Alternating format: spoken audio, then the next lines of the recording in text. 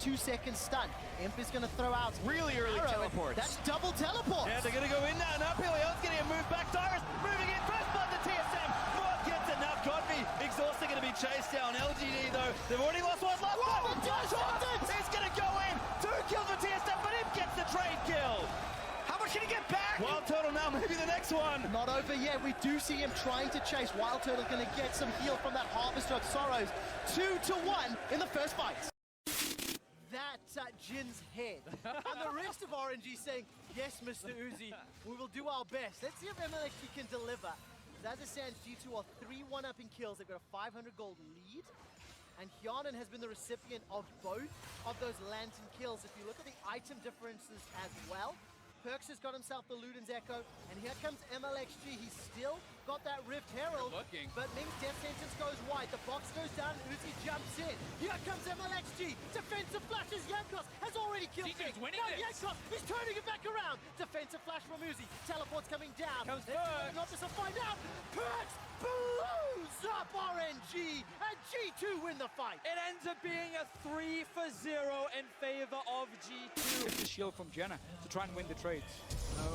Flash available for Goong, remember, he got caught out again. Is it going to be enough damage? Yes, it is, absolutely. Goong can do one more shot, he will go down. Watch managed to pick him off to make it an even trade. The kill, of course, went to Watch in there, but the save had to come down. He did miss out on a lot of CS in that top lane. Goong had some great dodges right there. He was able to juke enough. He was going to live, but Watch kicks over going to secure his death and the trade. Not over yet. Yeah, Watch is still in there. We see that Loveling is sitting around the side. He's going to face check in. Flanking in. Watch gets the vision. Teleport comes around. The slow on Watch. In comes going around the side. Standard lanes, Imp and PYL, they've done it before. It's not very often, but they're just going to play straight up 2v2 and try and honestly just outclass TSM's bottom. A lot of respect from both Wild Turtle and Last Boy, but you can see Wild Turtle takes a chunk there from PYL. He's going to try and farm up. Death Sentence does connect, and Last Boy goes in. That's an early flash away from PYL. Sia's going to connect. There's that 2-second stun. Imp is going to throw out really early teleports. That's double teleport. Yeah, they're going to go in now. Now Peleon's getting a move back. Tyrus moving in. First blood to TSM. What gets enough? Godby exhausted, going to be chased down. LGD though, they've already lost one. He's going to go in. 2 kills for TSM, but Imp gets the trade kill. How much can he get back? Wild Turtle now, maybe the next one. Not over yet. We do see him trying to chase. Wild Turtle going to get some heal from that Harvester of Sorrows. 2-1 in the first fight. That's Jin's head. And the rest of RNG saying, yes, Mr. Uzi, we will do our best. Let's see if MLXG can deliver. As it stands, G2 are 3-1 up in kills. They've got a 500 gold lead. And Hyanan has been the recipient of both of those Lantern kills. If you look at the item differences as well, Perks has got himself the Luden's Echo, and here comes MLXG. He's still got that Rift Herald, but Ming's death sentence goes wide. The box goes down, Uzi jumps in. Here comes MLXG. Defensive flashes. Jankos has already killed Ming. Now Jankos is turning it back around. Defensive flash from Uzi. Teleport's coming down. Comes Perks. Not just to find out. Perks blows up RNG, and G2 win the fight. It ends up being a 3-0 in favor of G2. It's the shield from Jenna to try and win the trades. Flash available for Goong, remember, he got caught out again.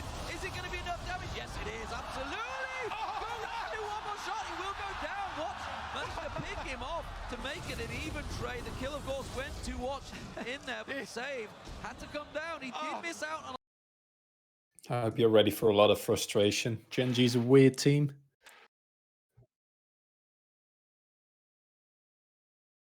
I'm looking forward to some GenG VOD review. Probably tonight is the night that I got the least amount of sleep before this, so this is going to be a... It's fine. GenG's basically, if you've seen like GenG have like 2 modes. So you watch 3 games and then you have a very good idea of what the team does, because they're like, I'd argue that a lot of people would think Hanwha Life would have like a higher finish rather than GenG would have one. Although GenG are still getting out of groups because they're GenG. It's just what they do. It's just necessary. I mean, it has not happened before. I guess. I think this current iteration is just Like, I think the skill floor on it is too high, but I also don't think Okay. that they're ever gonna make it past that. Unless they play with Birdle, but that's like a whole another can of worms. Is this something that we have to review today? What Yeah, we Birtle can. iteration looks like? Okay, okay. I think it's a good idea. Yeah. Okay.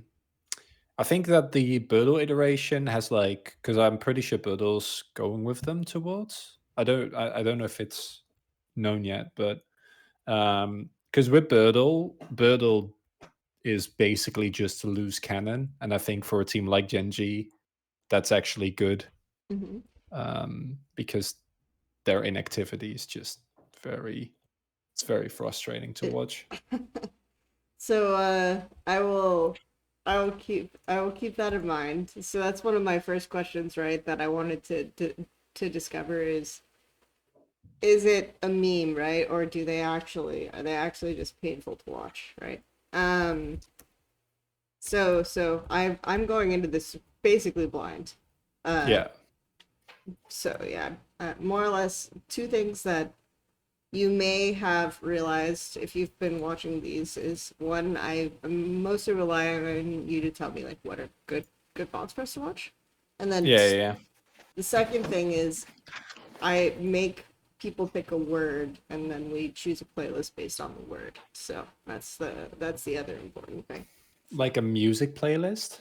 Yes. Okay, that's great. That's It's like an artist or just like a mood? Like what do we it's a evokemusic.ai, and they just have random playlists that have random tags in them and they don't make any sense. Like Beans comes up with like 287 songs that I don't know where that comes from. Veteran picked Doom when we were watching Rogue, and I don't know, it was like the happiest songs I've ever heard, so it's just kind of whatever works for you. So far we've had Doom, Beans, and Rice. So let's do Chipper. Chipper. Okay. Yeah. I feel like that's vaguely unambiguous. So, oh my god, there's not a Chipper playlist. There's not. There's a Beans and Rice playlist, but no. Okay, we have to do another one. I don't know. Thinking of a random word is hard. Stew. Stew. Okay. If they have rice, surely they have stew. You're just striking out. I've never had this happen before. I've never had this happen before. Jesus.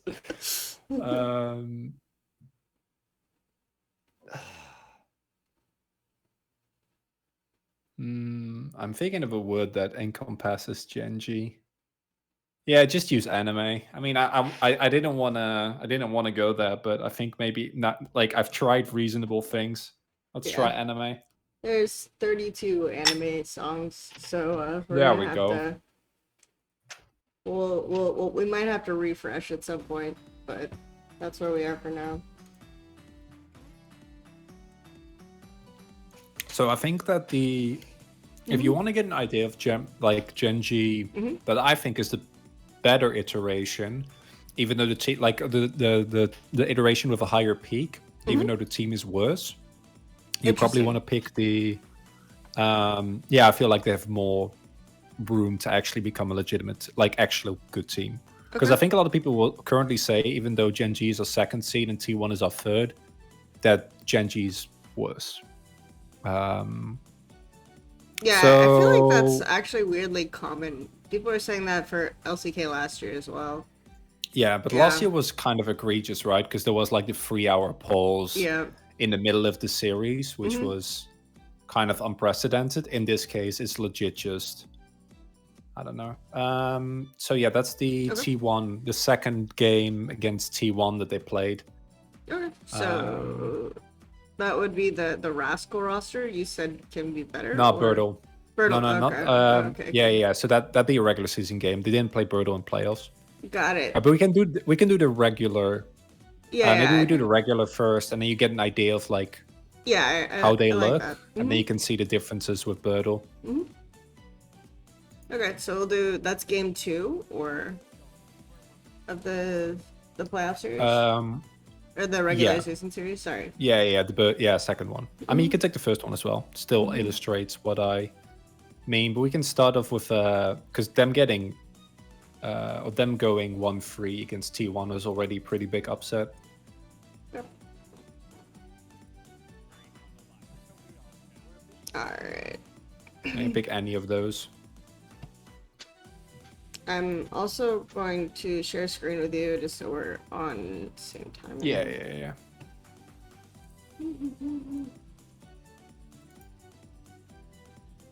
we Alright. go.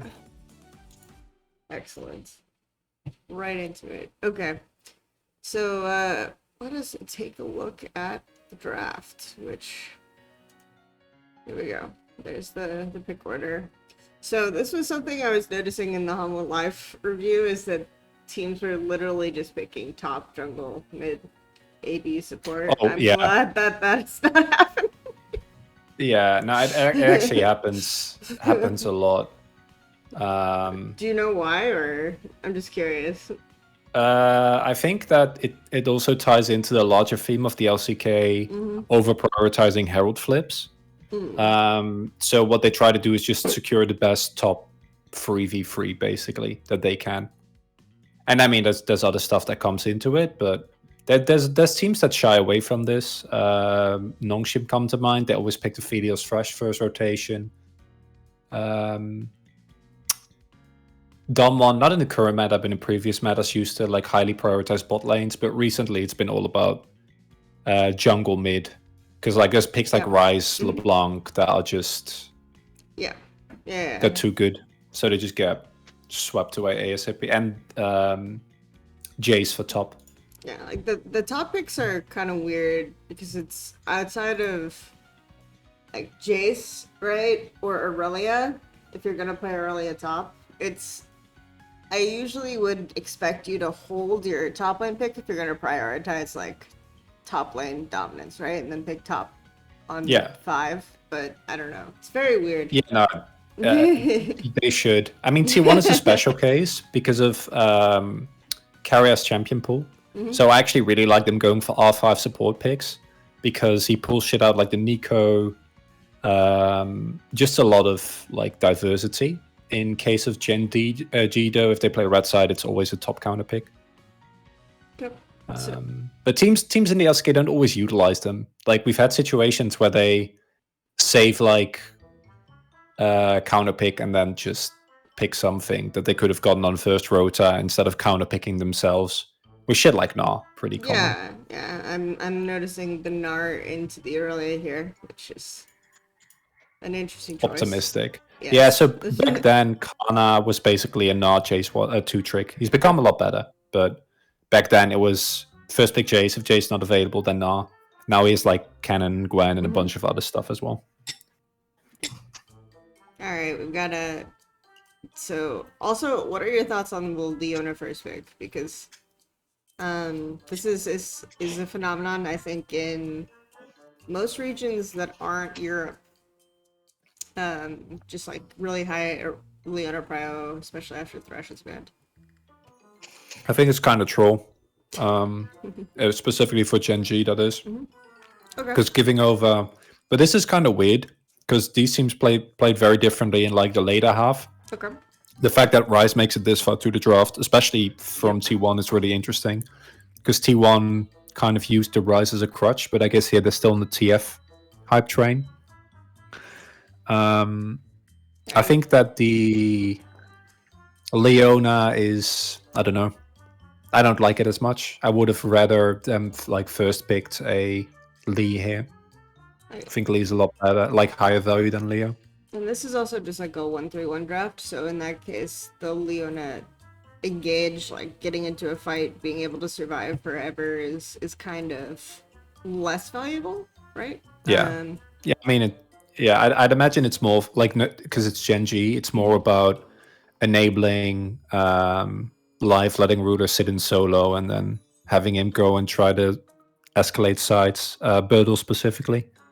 Because Birdle's Aurelia is like the main reason why GenG looks like a very different team in this game than they will look in the playoffs one that we're going to look at later. I just hope it's better than Morgan Aurelia. I don't. Sorry? I just hope it's better than Morgan Aurelia. I don't. Morgan is I don't probably ask- the worst top laner. I don't ask in for the much. LCK. I don't ask for No, much. you'll get that. Don't worry. No, I like Morgan a lot, but he's like worse Rich, and Rich wasn't good enough to make it out. So Yeah, and for watching before, like last year mostly, I had already a low opinion of Rich, and then it was just it was an experience for sure to see GenG versus HLE top lane. yeah. No, it's yeah. I don't know. LCK teams have like there's a bunch of people that are really good stuck on very subpar teams.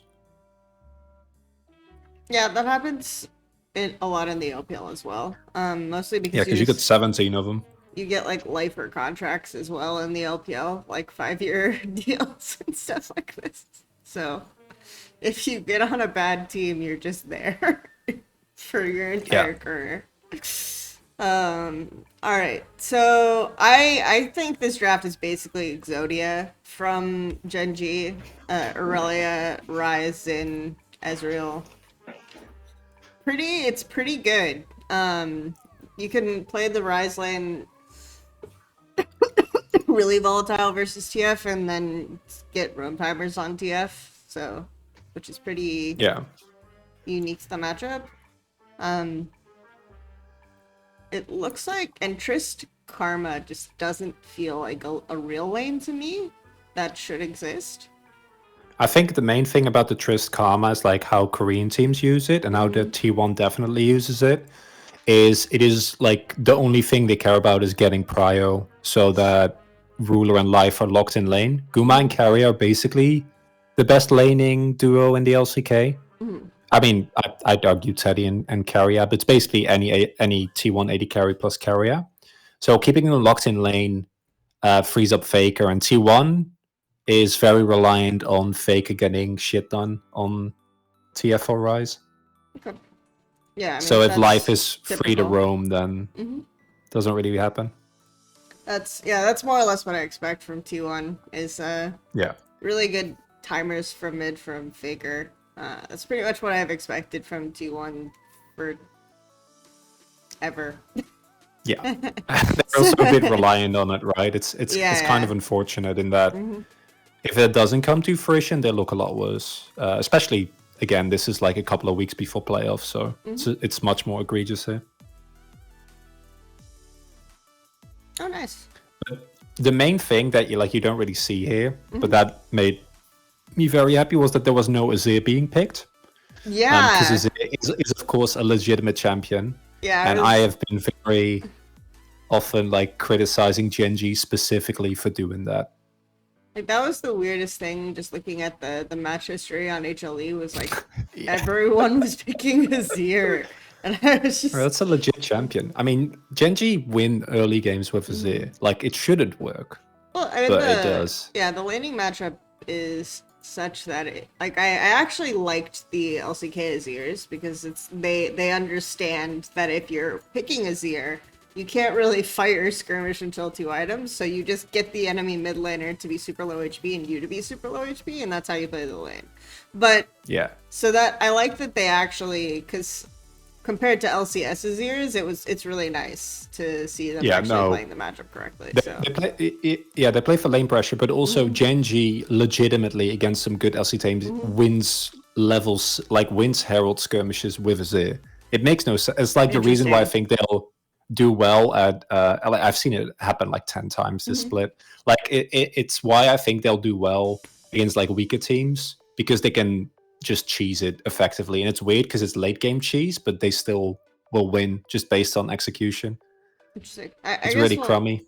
We'll have to pay attention to their Herald setups and to see how they are approaching them from the map perspective to get winning situations like that. Okay, so top lane. So this is kind of like the old way to play the top lane matchup, which is let Nar get level 2 first, start E and wait for the wave to stack into you. More often I see Aurelia's like go Q first now, and just pull the lane a bit until the creeps are low. Then you get the 3 stacks really, really fast, and then you can actually play aggro into the Narc. I don't mind this as much, considering that owner is pathing up. So try and get the bound, or you can try and keep the wave in a good position. Owner is pathing up for Nar, yeah, but I think like if you're Aurelia, you can still get the wave in before, because like Lee Sin will 3 camp you pretty much. So well, yeah, yours and your Zen is also pathing up, and you should win the 2v2. So unless you're engaging into Mega, which you can control.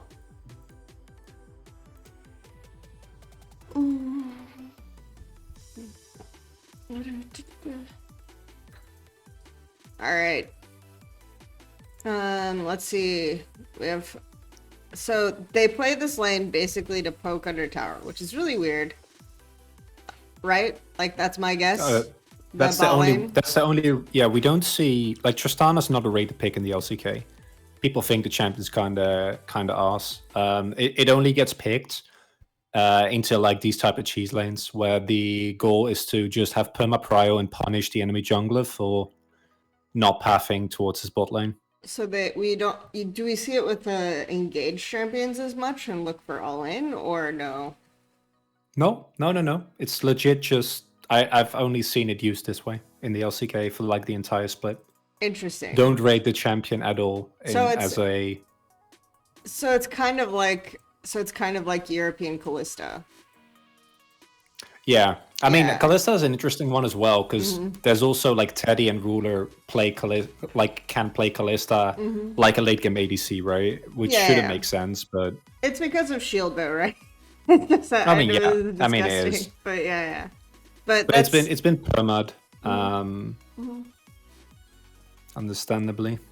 Or against Ruler specifically, like he just doesn't get to play it. But that's something that I've kind of had to get used to this season, is just that if you don't play for a dive angle on Callista, it's still a champ because of the shield bow. Yeah. And then the people just use it for prio in LEC for the most part, as far as I can tell. So yeah, I think the best users of Callista is T1, even though Ruler is probably like mechanically the strongest on it because it enables Carrier, and Carrier is like one of the best mechanical players in the LCK, right? So what you see is that they will get Callista just to like get Carrier a counter pick, and then they will fucking trounce them because Carrier has so much more space to make plays. It's interesting to me that Xin gets crap here. After what happened to top? Because Nar did get the wave in.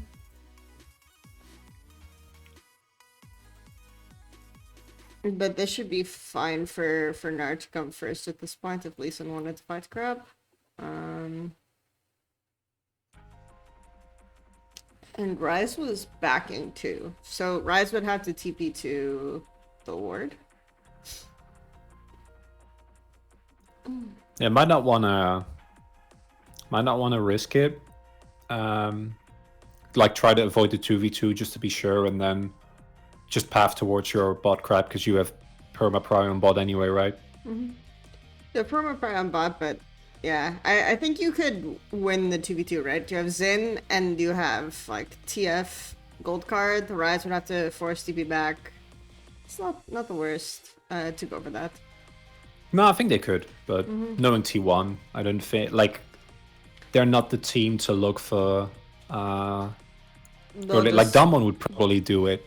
Damwon doesn't care. I mean, T1 here at least. T1 in finals played it very differently, but I would think T1 would be the team in this game that feel pressured to do more early things, right? Well, yeah, they need to. So. Oh.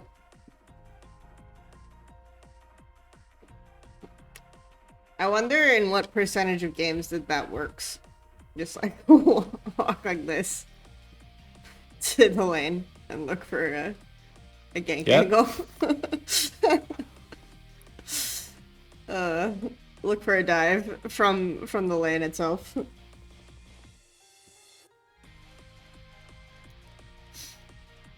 Yeah, I mean, that's the story, right? Is that LCK is, even right now, even compared to like LCS, I would say right now, LCK is more defensive, right?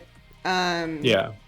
Which, it's interesting because I've had this conversation already, but like LCS has moved to trying to copy LPL like, in the last year over LCK, which is really funny.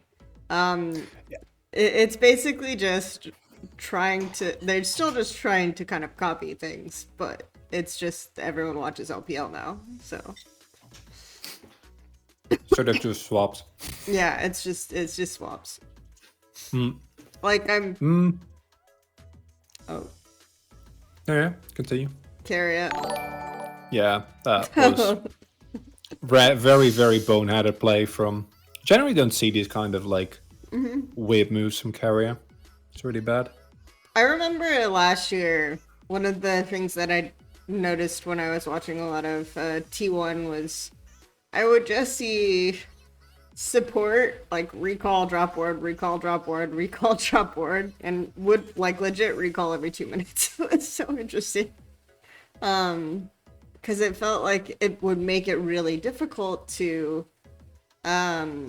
force on any vision, right? As an objective, but you'd constantly be able to rotate with your support getting like cheat vision early. So I can imagine this might be the mindset here, right? Is that technically this isn't my window. Leona is on the map first, right? Technically bot camps should be coming out first person, so this shouldn't be a window where I can get wards, but I can like get some cheat vision, right? That might be the thought process. This is like if they don't know where they are. He might even have been fine if he didn't go for the vision plan as well. Might have given him like the second. Because I think he's probably because if he still just dead. walks away there, I mean he might be, but at least he has a fighting chance. Don't think it really matters, but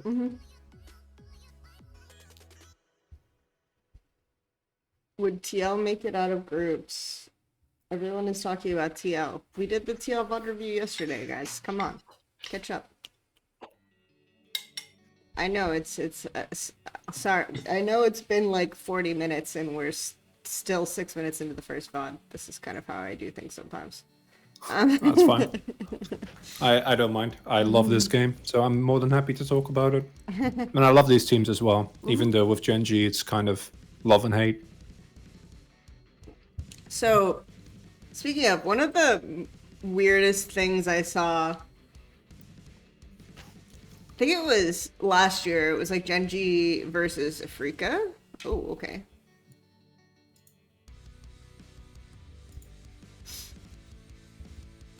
So this is like 6 minutes.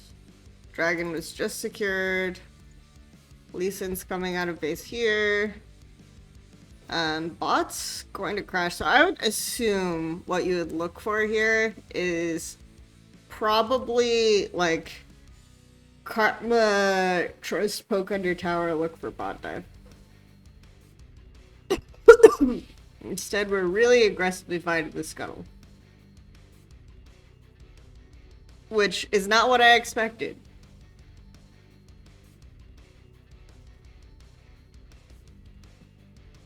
Yeah, I mean, I think the LCK is not nearly as passive as it used. Like when the good teams, at least. If you watch like a Fred or Brion versus DRX game, strap in for 50 minutes slogfest.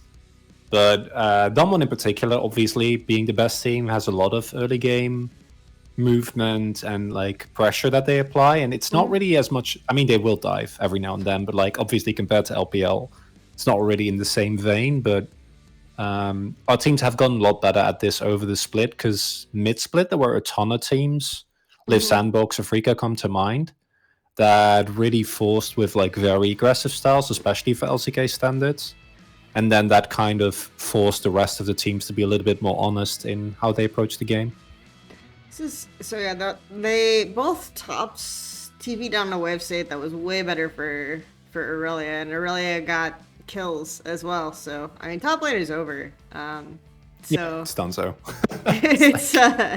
it's doomed. It's fucking done. Yeah, and this is something that GenG actually going for that skirmish there is one thing. Them executing on it well, like it does happen with Rascal sometimes. If they're playing like the Renekton Nidalee crutch comp, right? So like it's that or Volibear when it comes to early game aggression for them generally.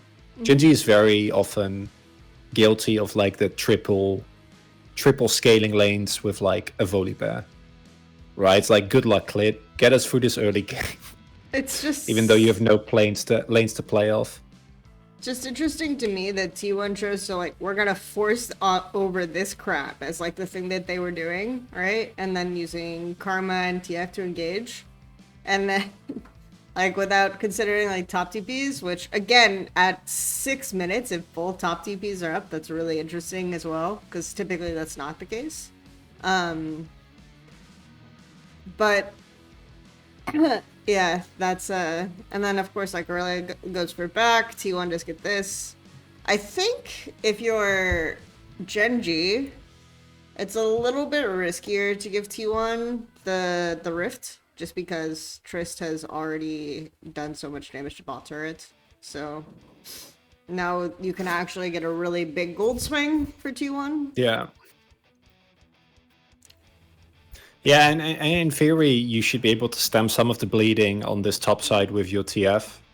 Now, obviously, BDD makes it a little bit harder because the Rise, doesn't have quite the same reach. But this or like the immediacy with which GenG actually commits to this fight is a really big shift from normal GenG, which is like why I like the Birdle iteration so much more, even though I don't think the team is necessarily better.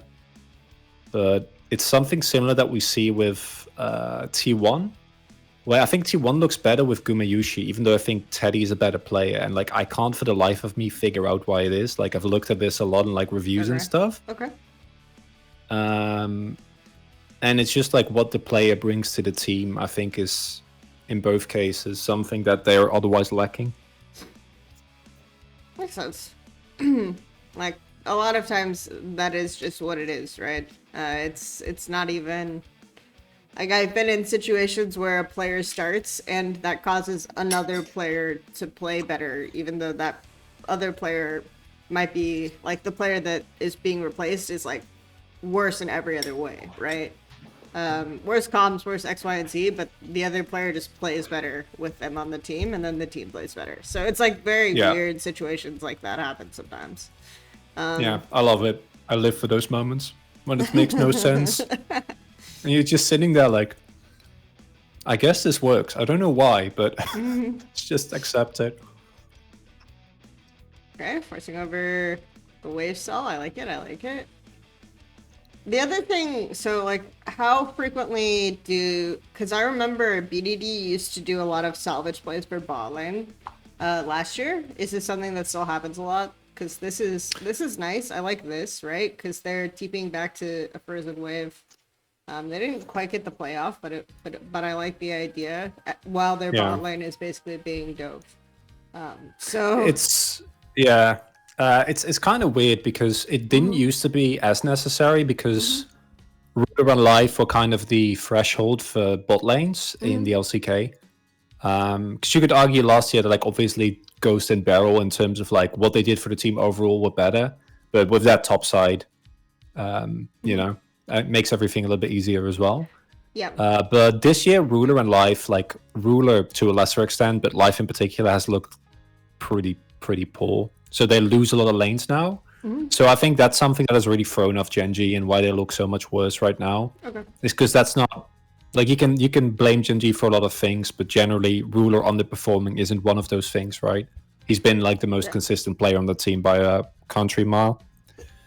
So with him like kind of having a subpar split, it's a very weird place to be in for GenG. Because I would legit see BDD like give 3 stacked waves to go bot to protect bot lane, and I guess now it's just like not as good of a reward because they're not carrying games. So yeah, no, like it feeding that much resources into Ruler hasn't worked out for them this split. It's actually been mainly BDD that I think has been the best player on the team this split. And like obviously BDD can always be good, right? He's like kind of in a weird zone because all of the other mid laners in the LCK are so good, but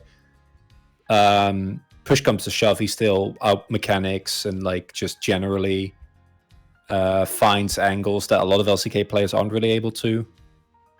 As yeah, this is the benefit, right, for T1 of already having gotten that bot lane turret. You don't even need to use your Herald on that to get first turret blood. It's actually disgusting. Yeah, and I think they were super, like, that's one thing we can look at, because they chased Ezreal. I think it was mostly a death timers issue. But here, right, I feel like this swap you can read pretty easily, right? So I think you can even just send Rise bot here, and then rotates top, get Aurelia recall, and Aurelia can go mids. Yeah, they don't preempt this at all, but that's kind of GenG in general. I don't think the map state is not that good. They may also just not. They may also just overvalue the Drake, because this is not like, my dude. This is not where we do Drake. No. I think like at this point they read the play and they're like, well, we're not going to be able to contest anyway anymore. So fuck it. Try to salvage as much as... I don't mind them going for Drake here, but I do agree with you that... And this is something that GenG is... I mean, I do, because I think if you're sending... Because you're getting... Like, Ezreal's shifting up here, right? And then, like, if you had Rise has TP, right? So that's part of why. Like, if you had Rise getting the bot wave, and then Ezreal going top, Aurelia looking mid, like, you don't even have to have Aurelia look mid, because you can use Ezreal ulti, whatever. But your Ezreal is fed as balls, man. And if you want to force something around top right now, you can win it, for sure.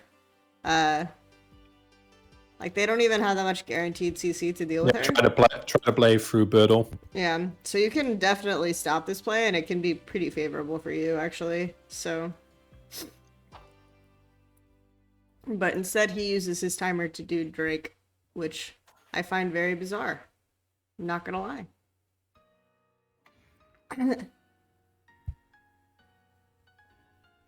Oh, and his bot lane's getting dove again, because we're still... But GenG win this game, so that'll be fun. Yeah. I mean, I can already kind of see why. We've got BDD's TP, and yeah, this is the first pick Leona, guys. Look at how much not dying it does. It's great. Yeah, let's not get into GenG's draft, or I get very upset. But they're like by far the most egregious when it comes to drafting in the LCK.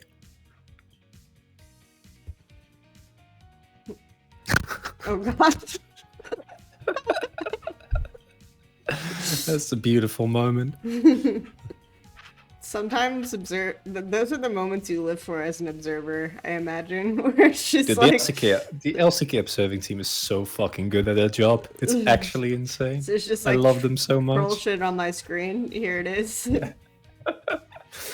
Jonas Strong also has this habit of like whenever a player somewhere on the map misses a cannon, you will like just let the camera sit there, even when there's like, if there's nothing else going on, even though the lane has nothing of note, he'll just show. Nice. Beautiful. I like it. Cannon missing shame. Yeah. Alright. So this is interesting to me because it's like, this is probably the most value you're getting out of your Leona. Just not dying, and then BDD almost gets the 1-for-1 trade off of the TP and off of getting the wave bot. So that's kind of the map play that I expected to happen, but I expected it to happen way earlier, right? So they could actually contest the Herald drop. Yeah, so GenG in their normal mode, to give some more context on the team, is basically like they have two modes. Either they play Renekton in Italy, or like Volibear in Italy, or something of the sorts, or they pick 2 or 3 scaling lanes like Azir, Jinx, and maybe they pick an aggro top for Rascal. That one is kind of up in the air. but they pick 2 or 3 scaling lanes, and then they find a team fight that they shouldn't be able to find against like weaker teams, and then they just win because they have scaling and comfort, and then they coast off that team fight prowess. It never really comes down to like good side lane setup, playing around priority, playing around vision. That's much more dumb one's deal. So you're saying, so They just find a fight and then they win it because they're better, which is a very unsatisfactory way to win games, and also why they're struggling so much right now. So, but we talked about T1 versus GenG as we get into this. Yeah. So I wanted to look at their rip setups. This is not really set up. It's just let's go. I think this is interesting to me because they seem to just like over prio neutrals off tempo, because they did this kind of late with the first rift as well, right? Where they had the Aurelia recall with Aurelia being super strong. After she got those stacked waves, and then they just kind of gave rift from not being on the map. That's why I love Birdle. Right, that's not a GenG play. Something that makes me very happy though. No, I agree with you. It kind of ties into what I was saying earlier. Like, I think GenG know that they want to fight, but they don't really know how to set up those fights very cleanly. Poor Birdle. Yeah, it's a bad play, but like Yeah. this is still preferable to normal GenG. That's how bad it is. Where I'm like, yes, this is exactly what GenG needs. I mean, I guess for me, it's I agree with you, but this is the kind of thing that I would expect from a rookie team, right? So I mean, Birdle's like I don't know if you know the context on Birdle. I don't know. Yeah. Yeah, but I'm saying like a rookie team where it's like they don't know where to force, right? They're just like sometimes forcing or not forcing. So it's not fully identified. If he's the only one calling these things though, then that would make sense. Let's see.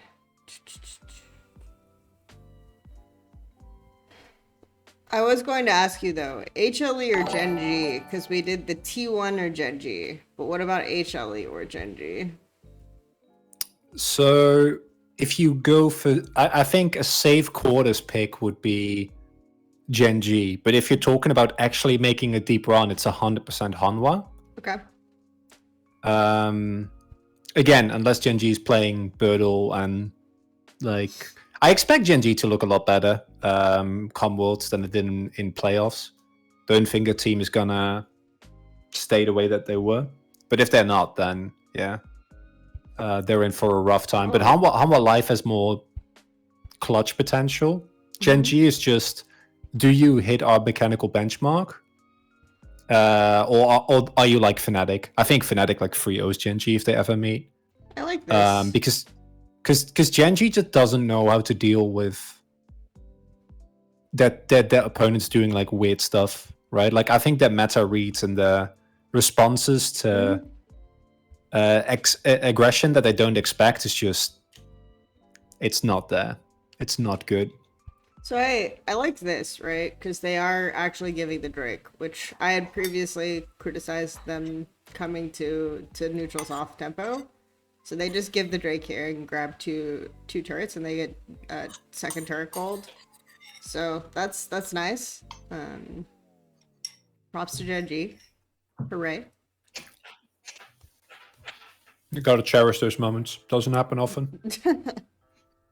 Okay. I'm trying to say, oh, maybe I'm judging them too harshly based on the first 15 minutes of this game. It's like, nope, they suck. No, it's well, like that's the thing, right? Like, regardless of everything that we're discussing, I would take GenG to win over any LCS team, any LEC team, barring Mad, maybe Fnatic, like I said, but generally, like I'll take them to win, especially in best of ones, over almost any team.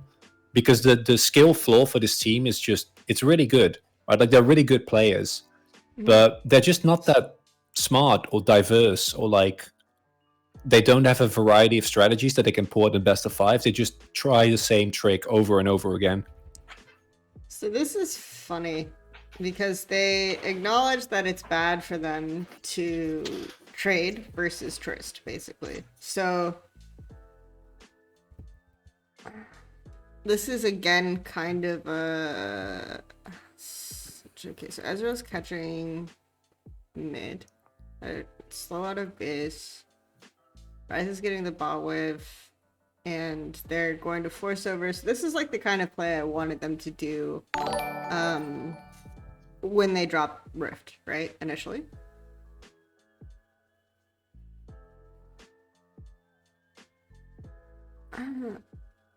Brutal not making it over with that blast cone is actually such Yeah. a feels bad, man. So this is the kind. So they did identify that this is sort of the setup play that they should have.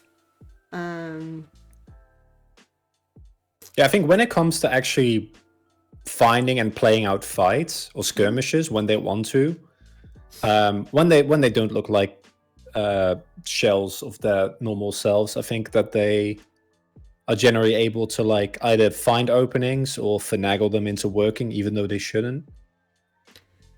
Because theoretically, right after they get the top T2, bot would be their strong side, but they don't want to trade versus Trist because it's Tristana. So they make this weak side play, identifying that they can force and win this fight. So that's like good adaptation within the game. And it's not typically something that I would see from, like, for example, Rogue. I don't think any team that we've VOD reviewed so far would do this. So it's good. Like, it's just more creative map usage. So their mid game so far actually has been okay. When the map state is more open, I think maybe they do better. We'll see. That's my new working hypothesis based on this one game. I mean, I don't think that's inaccurate. That's kind of how we... I mean, I don't know. GenG is such a weird team. I think they're hated too much for what they are, but what they are is also weird. You know, you can love Hanwha because they got Chovy and Deft, right? And like, they might be bad, but you still have those guys. And then T1 and Damwon are kind of self-explanatory. Oh no. Cheeky tried faker to- TP. He tried to bait it. I guess he has no E. I'm assuming is why this happened. Yeah.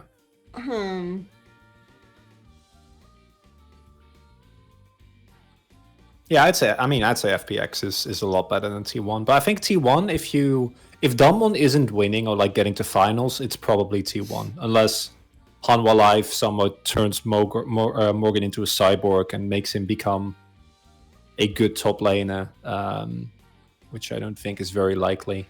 That was a tragedy. It's definitely T1 that has like the highest ceiling outside of Damwon.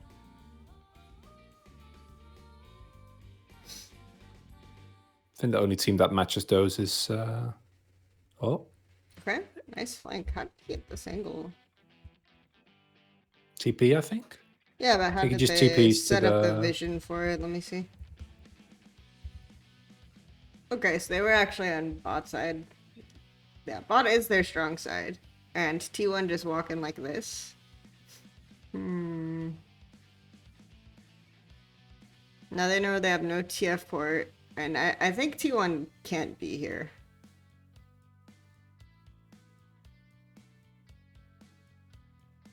This is... Also serves no purpose, right? Like if you're there to take control of vision, that's fine. Like I think that's okay considering Drake spawns in a minute and a half. I mean, I think they want to take control of vision. I get that, but they can't on this window because this should be GenG's strong side. Like I don't know why. Do we see them on these wards? Let me see when they walk in. Yeah, we see them. So and Zin is on wolves, but I would just drop wolves. Like this is now illegal, especially after Faker ports here. Like just collapse on them immediately. Yeah, because now they should. Yeah, I mean, yeah, they. And they're just kind of oinking in Give here. it some time. Especially considering Brutal also has TP. So like you can force really, really, really hard here. Ezreal can catch wave low, and they could already be collapsing on them, right? While Tristana is hitting mid wave. This is crazy how long it takes them to do this.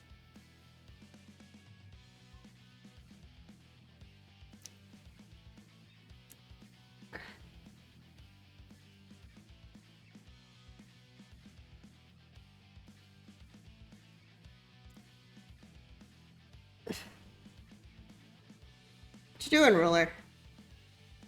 Just kind of waiting for the perfect angle to auto attack to present itself. Is that the thought process here?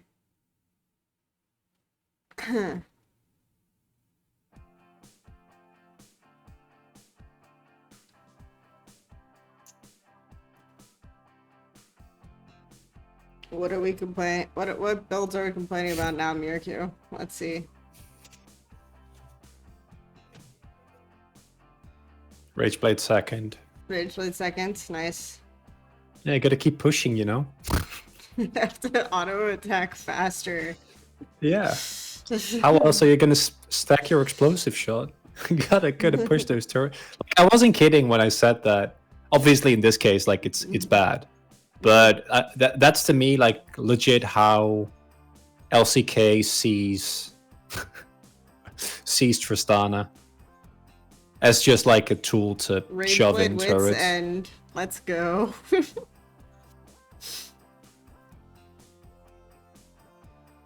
Alright, if you're picking it with Karma, you're not gonna get the most use out of her kit, which is all inning, so may as well, I guess. Let's see. Gumi UC. Use W. No? Okay. We're good. Oh, he did! He used it. He used it to get closer to auto attack. Despite an isolated fight there. Okay. Alright, let's see what happens. It's GenG, so we're just looking at each other. They try to make plays, right? But I hope we get to see like a classic GenG game, because this amount of proactiveness that even though like again some of the Birdle plays are obviously over aggressive, like I'd so much rather see this team going to Worlds than normal GenG. If I see one more, we are down 0-1 in a best of 2 or down 0-2 in a best of 5, and we pick Jinx Azir, I will be very upset. And I'm not easy to upset. I like my teams.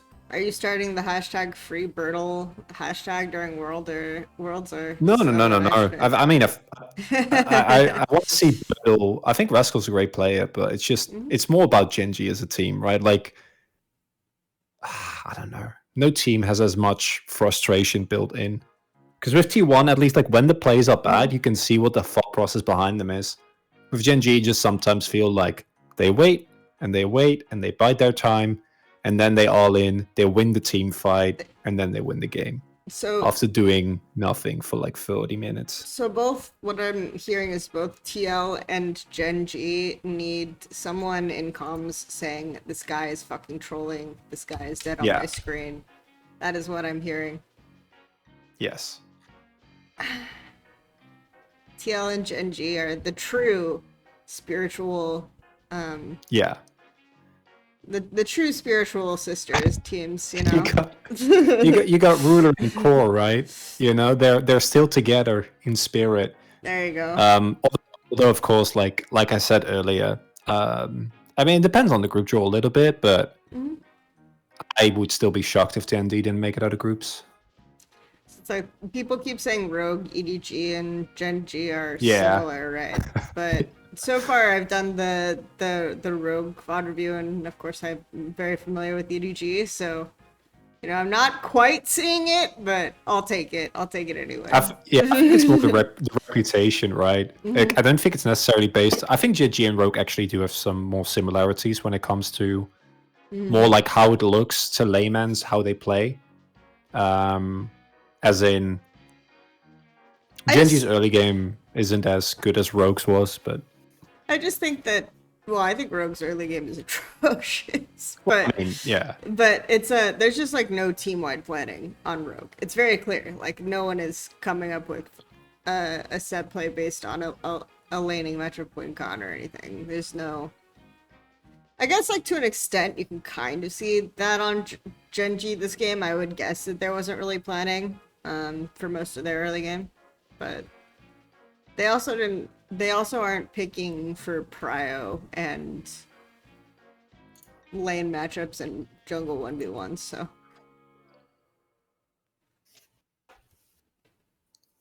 We will see, we will see.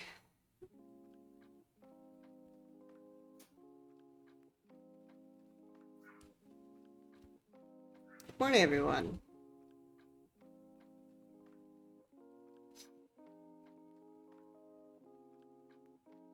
Okay, Aurelia is getting the wave in on the correct timer for contesting this Drake.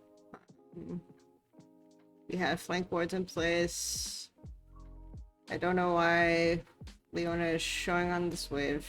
She should be in line brush.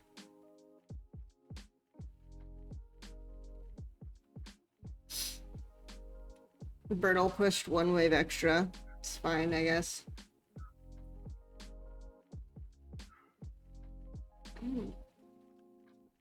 But because he pushed one wave extra, T1 are allowed to completely eliminate all of the flank wars that GenG has set up.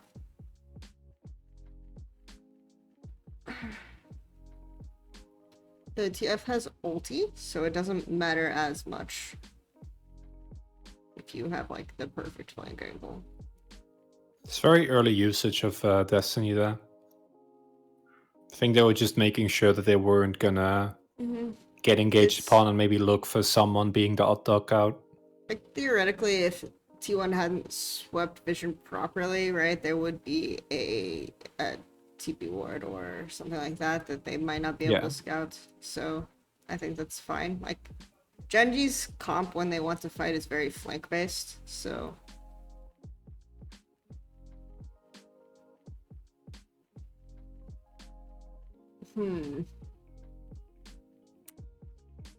I will say his Aurelia is better than Morgan, but other than that, I don't have a lot that I can say.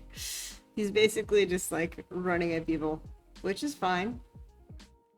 He's created a lot of space. He's doing his job, but it's not like it's sick Aurelia mechanics.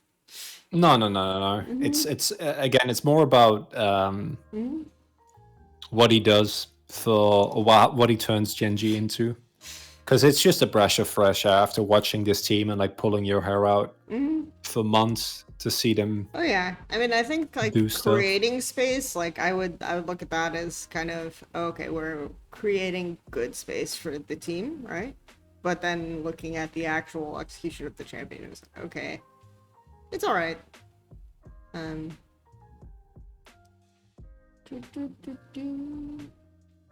Why'd people happy Bertle's not a coward? Definitely true. I like that from GenG. Owner's stopwatch was a little bit off. Yeah. Okay, what is owner doing? It's a really... That guy just went in. How is he not dead? Everyone decides to just ignore the Lee Sin doing crazy things and kill Kana, I guess.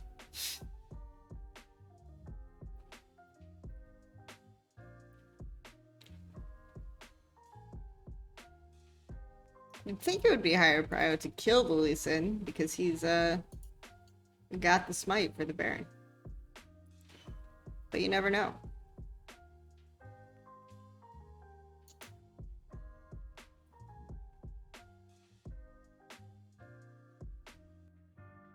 Alright. Okay. Got Baron set up.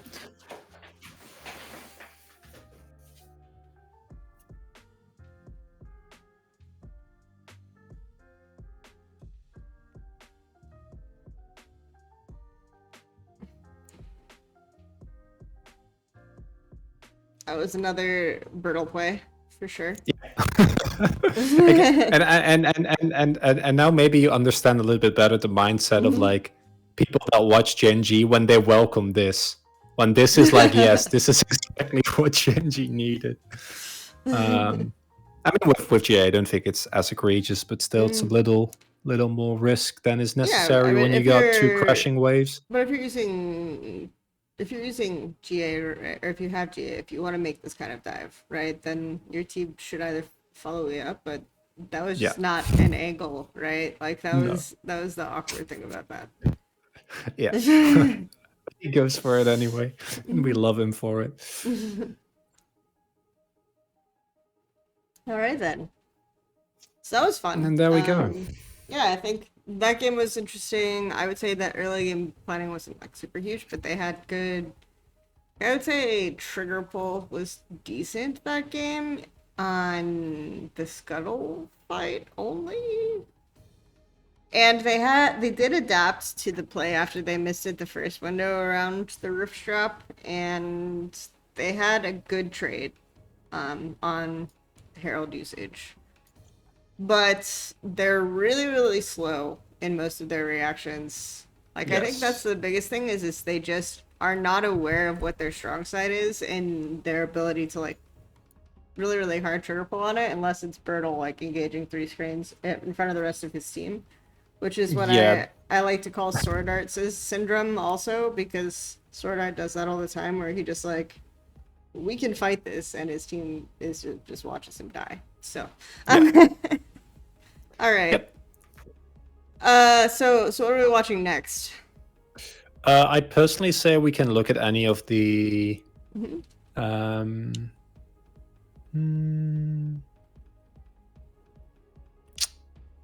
It's an interesting one, actually. Maybe we look at one more win.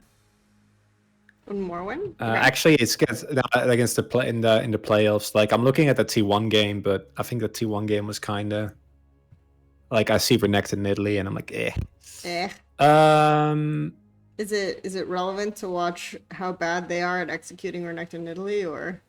No, because it's T1, right? That like T1 is playing Renekton in Italy. Yeah. Got it. I hope that they won't go back to Renekton in Italy once it actually comes to. They've kind of dropped it a little bit, but if you scroll down, then you can see plenty of Renekton in Italy games for them, or I don't know, just Renekton over Alliance in general. Yeah, I'd say the third game so the second loss that they took in playoffs is a good one. Okay, so let's see. This one? It also gives you the one up. It also gives you a good look into what, in my opinion, is like T1. Like I told you earlier about the reliance on Ryze or TF, right? And they got a little bit better at that, but I think this is also a good example of you simultaneously get a look at like how T1 uses Ryze to create momentum swings in a way that most other teams in the LCK wouldn't do. I assume like in LPL it's a lot more of a thing, but we in the LCK, we cherish our aggressive teams. We cherish them. Yes. I think in LPL we cherish the slow teams, but in a how adorable are you kind of way. Yeah, that makes sense. I can't wait for Worlds. I'm very excited to see I hope we don't get another Civil War bracket. It's pretty common to get those, right? Because of the way that they set up the group seating. Yeah. Still makes me sad. All right, well. Last year was particularly egregious. YouTube hates me. All right, here we go. We're good. And of course the ad, because nice. I do not believe in ad block. Gotta get us some little dicky. Alright. Okay. Promising. We have not exactly a position for position drafts yet. We're not getting there yet. We're good. We're on the way. I mentioned the Aphelios Thresh, right? Yeah. Was like basically the number one it would just get picked no matter what. By in, GenG or just generally? Not any LCK team. Okay. Is the Ziggs a thing in this region or no? Yes, but Teddy and Ruler, neither of them play Okay. it. Okay. So obviously, like Dalmon play it and really rate it. Gumayushi plays it and does well on it. Deft I played it. think yeah, exactly. Mm-hmm. But I think Ruler is the most egregious one. That's like it's 80 carries. Ruler would rather pick Zaya than pick Ziggs, Okay. which is not a good thing, and we don't like that. Zaya's gonna be higher prio on Worlds patch, so I know. If it's actually a bot meta and Ruler gets his form back, like GenG also shoots up a couple of levels in prio, or how good they look. Zyracon I think is gonna be pretty good at Worlds, so we'll see how that goes. Yeah, Rakan has been rising, and Life has a really good Rakan, so I can actually see it. So, what's your take on Drinks into Aphelios, by the way? So, I have opinions, but I'm interested if you have opinions. I liked it initially, but then I had especially in the LCK, we had a lot of people that would draft the Jinx and then nothing to go with it. Like, there will be no front line, there will be no peel. It would just be, okay, you kind of counter Aphelios, so have fun. And I think in this game, like, the Braum is fine. I don't love the T1 comp in how it enables the Jinx, especially into Jarvan. But I think it's okay. Yeah, you have frontline. You also can rotate for fights based off of side prio with Rise. You have Nidalee for heals and buffing the Jinx. I think it's okay comp. Just in isolation. So the reason why I like Jinx into Aphelios is the rage difference. I remember when people were picking Aphelios into Jinx in spring, which I thought was really weird. Really? Yes, that was not in our region. that was what was happening in a lot of situations, because Jinx was high prio because this was after the buffs, so people had started picking Aphelios into her, and I like that now it's completely swapped. Again, because rage difference. Basically, also if you play I think part of the issue is if you play Jinx, though, you are more reliant on frontline unless you have Thresh, and even then, because that in those situations, those champions get eaten by Aphelios, right? So so I could kind of see the logic there, but if you're having, like, Nidalee is obviously very good into Aphelios, playing like a Rise hard sidelining comp is really good into Aphelios. So yeah, we don't have a lot of teams that really, like, Domon will sometimes draft it, but generally we don't have a lot of hard dive comps. Like, I think poke comps are, especially the LCK as a whole, like, way more prevalent, because we love Jace as much as we do, and that Nidalee is also still decently high prio. So you've seen like Nongshim, Damwon at times, that really like to go for their for their more like poke or kiteback-esque comps. GenG though is always playing very forward, as we can see here as well. yeah, so what you're saying is that LCK likes to have 4 people standing on mid wave and poking people. So Yes. nice. Yeah. To a certain extent. I don't know, it depends like who pilots the comp. But if you catch any mid-tier teams, then that's basically what it comes down to. Yeah. Also, if you don't have as much trigger pull and the enemy team doesn't have as much trigger pull, it's a lot easier to execute a poke comp. Yeah, it's free. Yeah.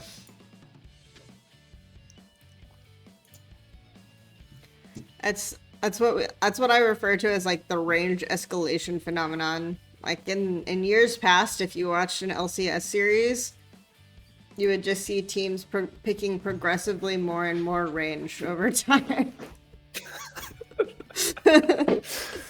I mean, we the Xerath come out, right? Like that's a thing that was. But then Dom went full donkey in the finals and drafted a fucking Kassadin twice in a row. So what do I know? Actually, I think the last time I witnessed the range escalation phenomenon was the Suning LNG series in playoffs, actually. So that was fun. There was a Xerath there, but they played it like a ganking Xerath, which was really funny. What? How does that work? Like, they would ward line rush, right? And then he pivoted, like, into river, and he would just, like, ult as they dove. We had I love that we have a team or we had a team in the Benelux as well that like basically did the same thing where they were the only team to ever play Xerath, and like that the mid laner would pull it out like once every 3 games, and then you could just never take objectives because he would never be in a lane. He would always just be rotating, like catch wave and then just press R on cooldown. It was so stupid. Yeah, but I appreciate teams that can play like Xerath and Vel'Koz, because the way you set up your wards around river for that are very different. So it's kind of funny. Yeah, I think if there's any team that will do it, it's probably either Damwon or T1, because Damwon have a lot of flexibility in like how they set up the bot side. Like they've been, I think, the most creative one, and then you have Carry on T1, which is, I don't know, he plays everything. It's like one of the best Lee Sins in the LCK as well, which makes no sense because he's a support player, but it's a weird time. Okay, so from draft, what I would expect, alright, is 2v2 mid early, but that would be GenG favored, right? So in this situation, unless you can like one-shot BDD before Clid shows up, but that's your one window where you can play this, because this is like an easy like Mercs Rush Syndra. Yeah. Yes, freeze Mercs Rush if you're alive. And then post phase rush or post like second back, I don't think you should ever die. And then bot lanes are just gonna auto each other. It should be favorable for, like, bots should actually go in favor of GenG. I'm actually surprised that Jarvan is pathing up here. Because what should happen, right, is if there's a threat on Camille, Life just gets a timer and hovers topside after crashing the bot wave. So actually, you should be in danger of losing your camps as Jarvan here, especially because Nidalee will clear faster than you. But they don't have... Oh, well, they did drop the Raptors board. So I find that interesting that they did this. I guess they're relying on Syndra mid prior to rotate and protect his camps, but I just don't know why he's pathing up.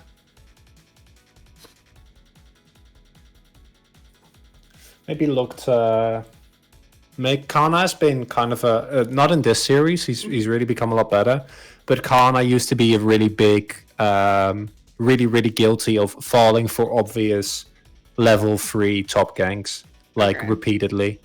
So I think it's possible that coming into the series, Rascal or Clid rather wanted to have the opportunity if a window did arise. Because Kana has been, like, it's been pretty egregious. Again, a lot better now, but come mid of the split, it was not good. So you've got Fire's backing and TPing for tier. It's totally normal. Syndra can walk back to lane technically and not lose that much on this because cannon's coming in.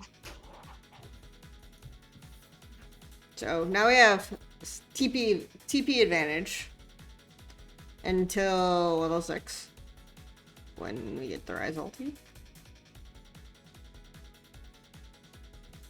And we have bot coming in, so we're looking at with Jarvan on bot side. So we have a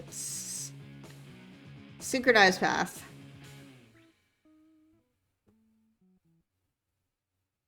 I wonder what if BDD has plans for this TP. This is what I'm wondering. Because it's also possible that versus Rise, right? What you're going to do is recall on and TP back if you have a decent buy, but you won't for the 530 wave when Rise hits 6. Which is so now at this point, like, life needs to be looking mid is what I want to see. Life? Hello? Life? Not happening. Life? No? No.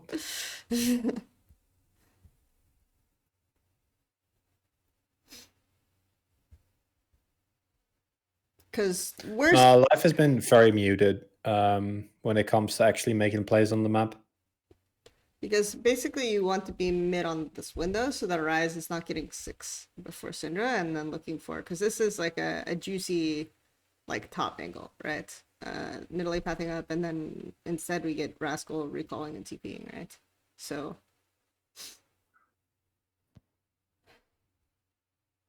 yeah, and then level 6 is not acknowledged by anyone. Got it. Okay, Aurelia delayed rotating. Anything? No? No? Okay. We are just gonna recall. What happened bot? Jinx is not Ruler did. Ruler think he rulered just- it. Yeah, greeted for like a play. You're gonna they do a replay. I'm thinking Jinx, because Jinx recalled it early. Did she take a bad trade? They just got whittled down on the turret, I think. Should typically not happen. So what should happen here, right, is Nidalee is going to have a timer after Gromp, especially with tops recalling, to just go bot and help lean so that Jinx and Braum can get a recall. If especially if Aphelios Thresh stay in lane here, I think it's pretty bad for them. A ruler greeted for a plate on turret shots, and Yeah. Nidalee showed top, but typically on this timer, that's what I would expect owner to do, right? Is to go there. Do you have another word for the playlist? We ran out. Just coincidentally. Shoe. Shoe.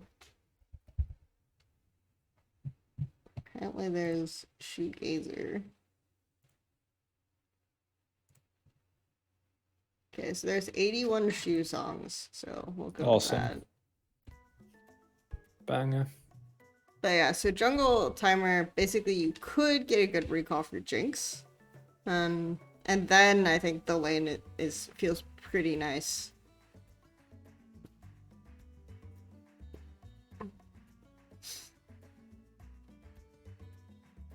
You could even skip Wolves, just do Gromp, and then go bot and get a really nice recall for Jinx, because Wolves are the enemy. They're really fast to clear, but I just think they're the most useless camp, for sure. You think wolves are a scam? Wolves are a scam. They are indeed.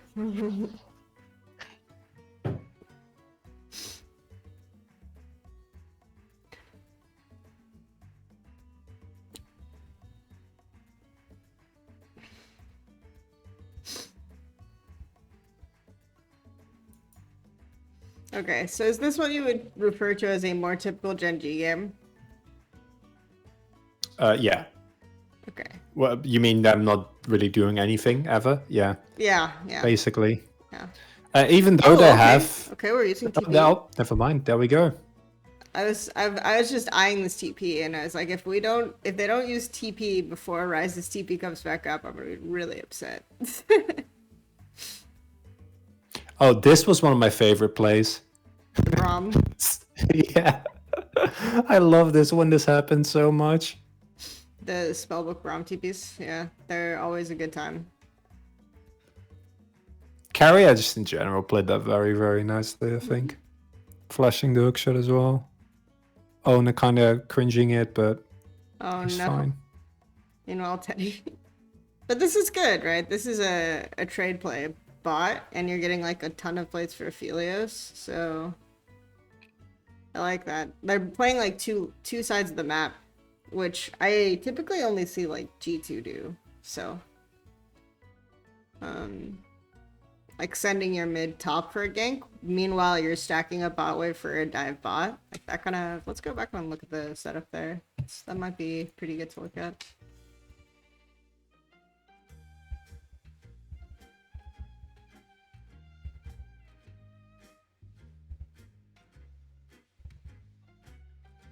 I just want to see what bot wave looked like.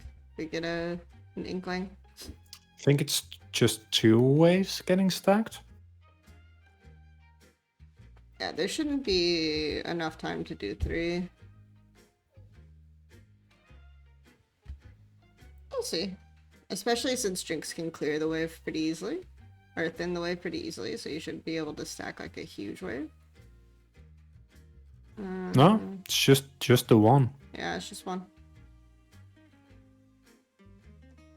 And as soon as Braum TPs, that's when they make the play.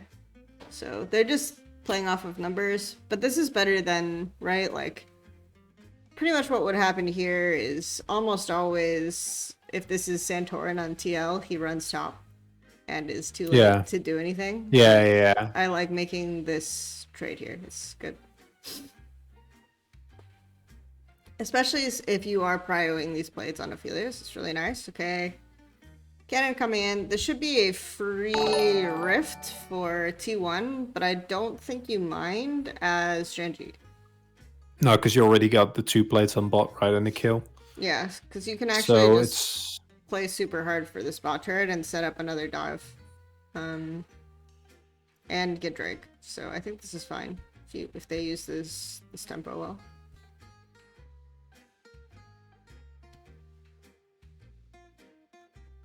Why are we praising Cryan, guys? First of all, why do we bring up Cryan when he's not even doing anything? He's just... leave him alone. He gets flamed enough when he's actually playing.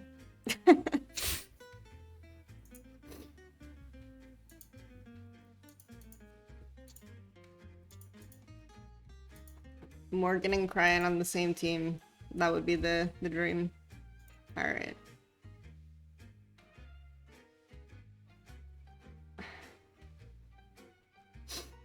Oh, nice. He also with the hook shot. That's nice.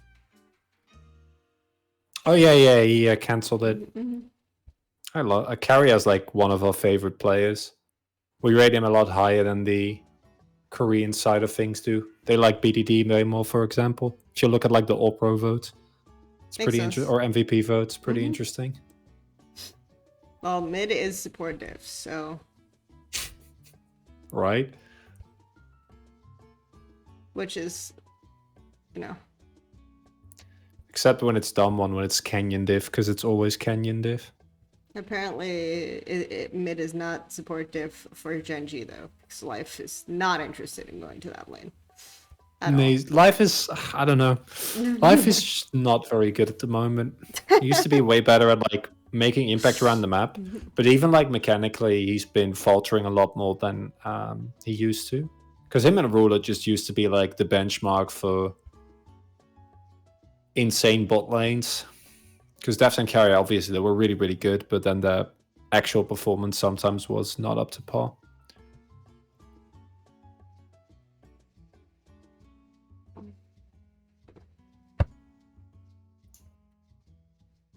Okay.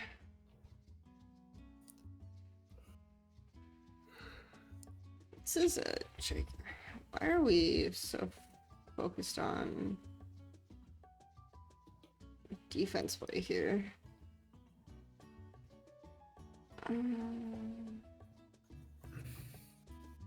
They just it's mini Gnar, right? So you're not on threat. So I don't know why Syndra would rotate up for this. Do they read the? Don't they just read the faker row? Yeah, they read the faker room, but you wouldn't like, you would just go down, rotate down, or you would get an extra mid wave, hit mid.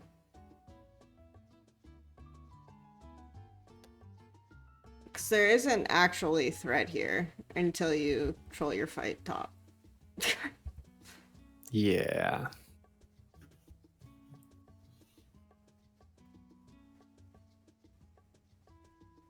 Oh no. Oh, this is such a tragedy. I'm watching Rascal versus Kana. Oh no! Oh Yep. no! Rascal! No! Yep. Yep.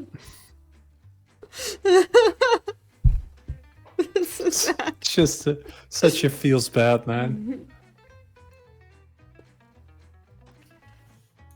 But you get an extra midwave, right? And then here, like, Rise is on the midwave again, so he has another timer, right? Yeah, Instead and of- he's barely lost anything. yeah. Shove Whereas- it in and look for bot play. Yeah, like you can do pretty much anything off of this, right? And now Jarvan and Camille are forced to catch midwave. Like theoretically, that could have been a winning fight if Rascal was. I mean, if Rascal did literally anything. Okay, you got the E. He's auto attacking. That's not bad. Now he just kind of stands there and gets autoed in the face by Anar. That's cool. But they fix on two different targets too, right? Like, Clade commits to Rise, and then Camille's chasing the Gnar, and Gnar has Yeah, I no don't E, really- so Gnar should just die, right? Like, Yeah, because it's mini. yeah. This is. You know how Faker, what roll was is that? bot. Okay, so GenG are different to Rogue because GenG clearly have plans. Their plans are just bad. Yeah. Okay, we're good. I think that's an accurate assessment of the situation. But I'd rather have a bad yeah. plan than no plan, though. So there you go. Yeah, it's just weird. Like, Khalid also, like, hyper commits with the flash, right? I don't know if Kana was within his reach, but would have made a lot more sense. But I think like my biggest problem with that rotation by BDD was they got the wave and they dropped the herald. Then the play is just over. You back off, and there's no like angle. Syndra just waits. Yeah, because it's not like they can push it in harder 2v3. So I see what you mean. Syndra just wastes a road timer as opposed to getting an extra one while bot wave is like building, right? And Yeah, try to stack up a bot wave and then just dive bot with Once it- Syndra. But I can imagine, like, with both sums up, it's probably. Can you dive that 2v3 with Jinx Braum? Yeah, with all sums. Jinx Braum, you can 3v. It would be 3v2, right? Yeah. Yeah, I think so. If you have Syndra. You've clearly seen different different players than what I'm used to. If we don't do that here, Okay. Got it. diving Jinx Braum. Got it. I don't think they'd even consider it a play. GenG in particular. But I think it's less the play because I don't think the play was available at that time. If Syndra gets the wave, right, and Jarvan recalls off of defense, they could already be setting up the bot dive, right? Oh yeah, Does that make no. sense? I agree. I don't think it's an impossible play. It's more like from an LCK perspective. Oh my god, They it's like the wouldn't- fucking back to back. Yeah. So the Just thing that's very upsetting. interesting to me, because I haven't really commented on this about this exchange, is just like, once again, we're just not reading the swap, or we're not opting into the swap. So they might read the swap, but then decide, nah. You know, Aphelios versus short range Rise and double melee all in, like Braum. Nart doesn't matter, right? Don't care. Yeah, it's mini. Well, I'm saying like as in for fights. They're Oh, yeah. allowing Aphelios to accelerate more instead of match. I guess they just think that they cannot stop him no matter what at this point. Jinx has already lost the lane too hard. So they're just gonna get some plate spots. This is it's just you can make like a montage of Rascals plays this game and just put like a sad This violin is- underneath it. Yeah, he's not having a good time.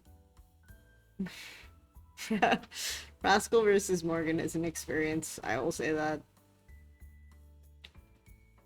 Rascal is usually way better. Like Rascal, when he's playing well, is one of the I'd say top 4 tops probably in the LCK.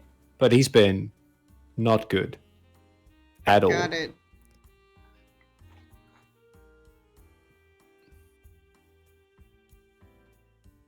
Unfortunately. Nice little heartbeat.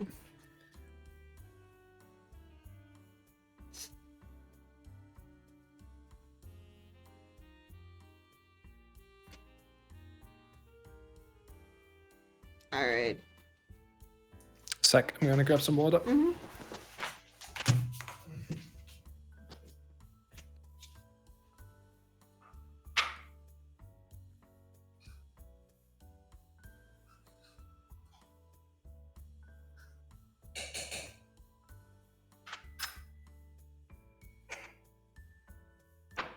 Okay, so on this one though, Rise is recalling, I guess. I don't know why. I think you'd stay on the map here ideally. They're matching the Gnar versus the Camille. Why though? You cannot rotate top here, my dudes.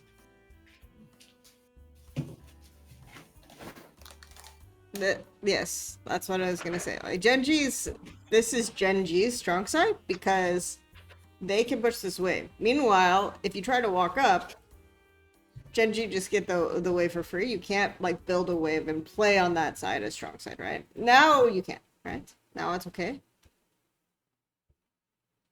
But we're ahead on bot now, so it's better for us to play on that wave. So I just don't know why Rise kind of oinked as much as he did here. Also, yeah, this GenG team is 100% not staying together if they don't do well at Worlds. They've been very vocal about that. That makes sense. So they're Team's not getting staying blown up. together. And then Ruler is... Yeah, I don't think it's Yeah. impossible. Okay.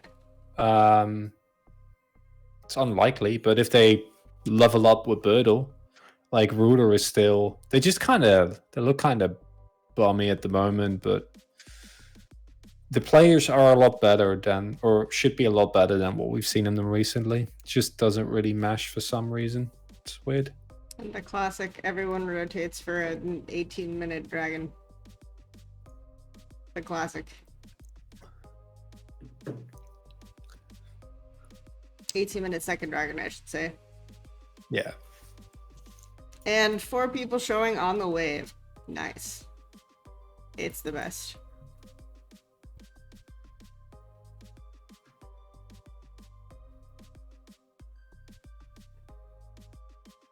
So the way I would think about this, right? Like this map state coming out of base, and I was kind of talking to Chad a little bit about this while you were taking a break, is you push out the bot wave. By then, like, Syndra pushes it top, and then instead you just like commit on top side, get deep vision, then T2 and get the strike. But I hate this TP. oh, there's about to be a TP. No, I mean like BDE TP'd here, right? Oh, I think okay, like yeah. it works out, but with Ruler getting chunked as far as he did, I feel like if T1 don't overextend trying to catch a Camille with hookshot and flash, you probably don't salvage that play. Yeah, I mean, it's, like I said, if I'm T1 here, I wouldn't have even played for this trick. So, Yeah. I don't know. It's kind of interesting, but they ended up playing for it, and then they forced on mid because that's what we do, I guess. And they got mid T1 off of it with Rift drop, so. But I think the Rift, like I said, could have been way better used. Like, I'm gonna go back and just explain what we're talking about to chat. Yeah.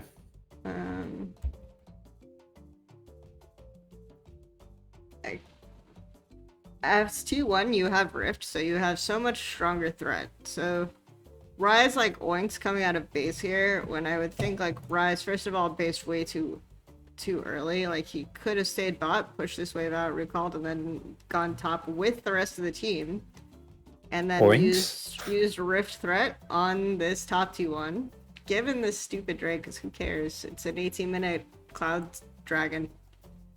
Hey, we've learned to appreciate our Cloud Dragons in the LCK, okay? Because we had like a split of like 50% clouds. What's oinks? I've never heard. I thought I knew all the league terminology. Oink? Oh. Yeah, I thought you said oinks. Oinking is an older one. This is like more circa 2015, but I've just a boomer. But that was like the old EU terminology for doing nothing, just like standing there. Yeah. Oh man, Oinking. Didn't know that one. Just oinking. I still use that one, but it's a little bit outdated now. Like, I think it's retro. Yeah, you need to market it well. I think now, like, EU people prefer like piss chilling, you know, like. Yeah, of course they do. Yeah. Or cringing it. Yeah. EU players still use it. I hear them say piss chilling more often now, as opposed to linking. In many of the same contexts. There's slight difference in context, but yeah. I think Astro smurfing on piss lows is one of my favorite phrases in the English language. I don't know how someone came up with that. The internet, beautiful place.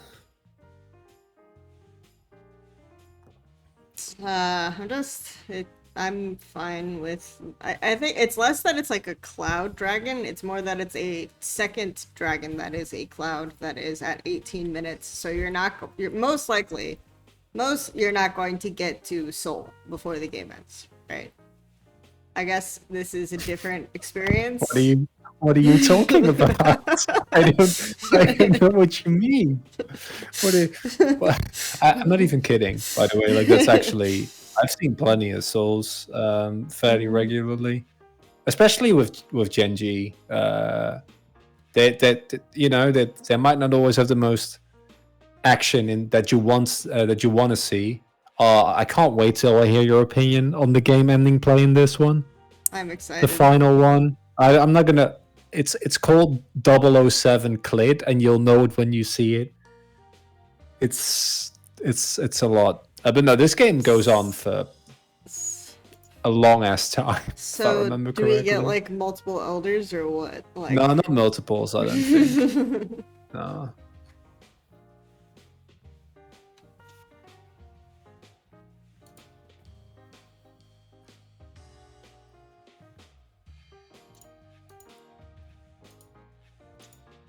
But it's like this game goes on for like another 30 minutes. So spoilers. I'm excited. So it's like a 50-minute game is what you're telling me. So yeah. Yeah. If only anyone would take Gathering Storm. Monka W. I'm quite enjoying this. What is the playlist called? I forgot already. Shoe? Is Shoe good? Yeah, it's pretty. It has like circa like 30s 40s silent film music vibes to it, so that's nice. I'm enjoying it.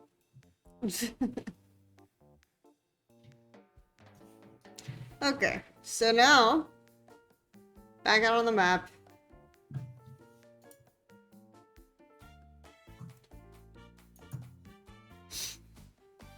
We're all ready to the next Drake. Time flies, guys. That's how we see time in Korea. You know, it's like, oh, we're still 4 minutes, so why do anything? And then you're 3 minutes away, so no use in taking any risks. So might as well just keep ping-ponging the waves, and then it's 2 minutes. So if you get caught now, you lose vision control, and then the Drake is spawned. I would like to beautiful. To inform chat that absolutely nothing has been done to set up the top wave prior to Drake, so it's just there. It's no, we don't do that here. It's having a fun time. It's a more natural state of things. Yeah, you just let your creeps breed superhuman creeps by not being called Oh, regularly. It's again, it's I think when it comes to like side laning, I don't think Korea's that good at setting up, which is weird because like we used to be very good at that You also for a used long to time. have good top laners, so I don't know what happened Yeah, there. we don't. Hey, I'll tell you now, Zeus, Birdo, and Illima's a Challengers player. Like those three in like 2 years are going to be some of the best tops in the world. I'm very excited for that. Sounds Right good. now, though, we have Khan, and that's it. And Khan is very good, but everyone else is not that great. It's a bit unfortunate. That's all right. Yeah. It's kind of like so that's the real similarity between LEC and LCK is just a lack of top laners. Yeah. Although I'd still say that like Khan and Kana are without a match in Europe and NA. But LPL smokes them. Yeah, it's not close. Sending, I guess, what are the LPL top laners they're sending? Xiaohu, Nuguri, Ala, Ale. and what's the fourth one? I'm blanking suddenly. Oh, Flandra. Oh God. Take it back. I made a players list. I think Xiaohu was on one, and then it was Xiaohu, Khan, Ale, Flandre, Kana, I think.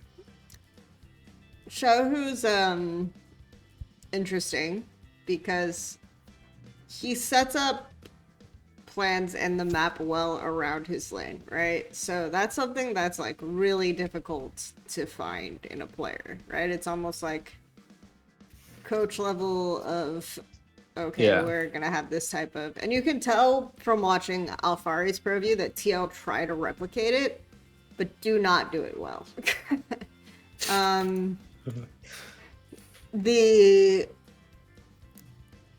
I think the other thing about Xiaohu that's interesting is it has really good spacing, so he'll play like range versus melee matchups like incredibly well, right?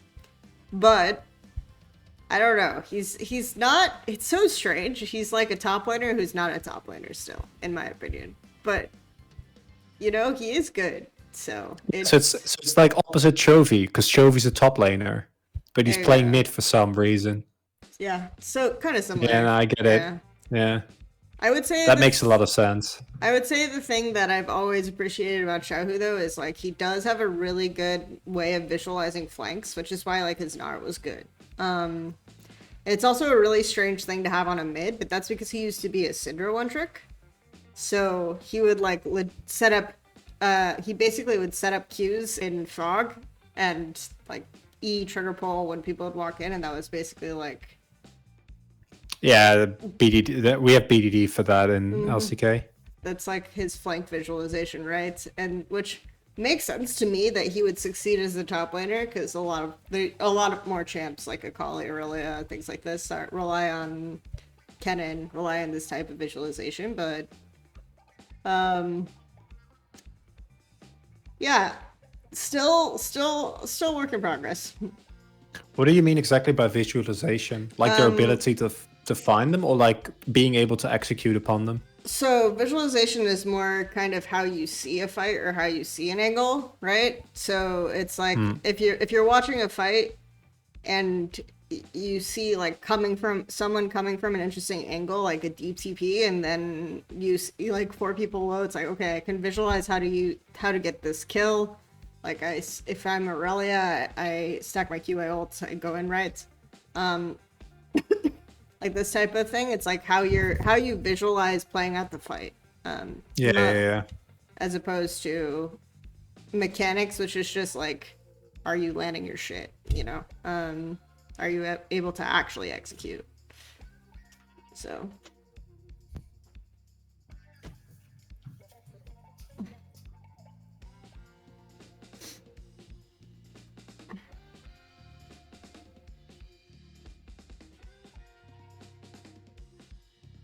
Bjergsen signs TSM signs Mandarin speaking coaches and Mandarin speaking players, and Bjergsen goes to China. Yeah, I can see that timeline.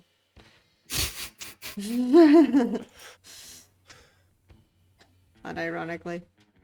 I thought that would be a Miracuval comment with how outlandish it is, but it's not. No.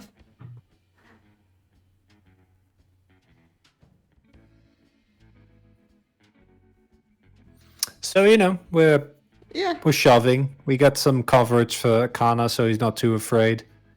TP available as well, and we just look at mid-wave angrily, throw some poke. Yeah, I've set up to threaten Soul Point, but at the same time, like, GenG can pull Baron and kill it fast. So, it's a thing. Like, he's got the guns.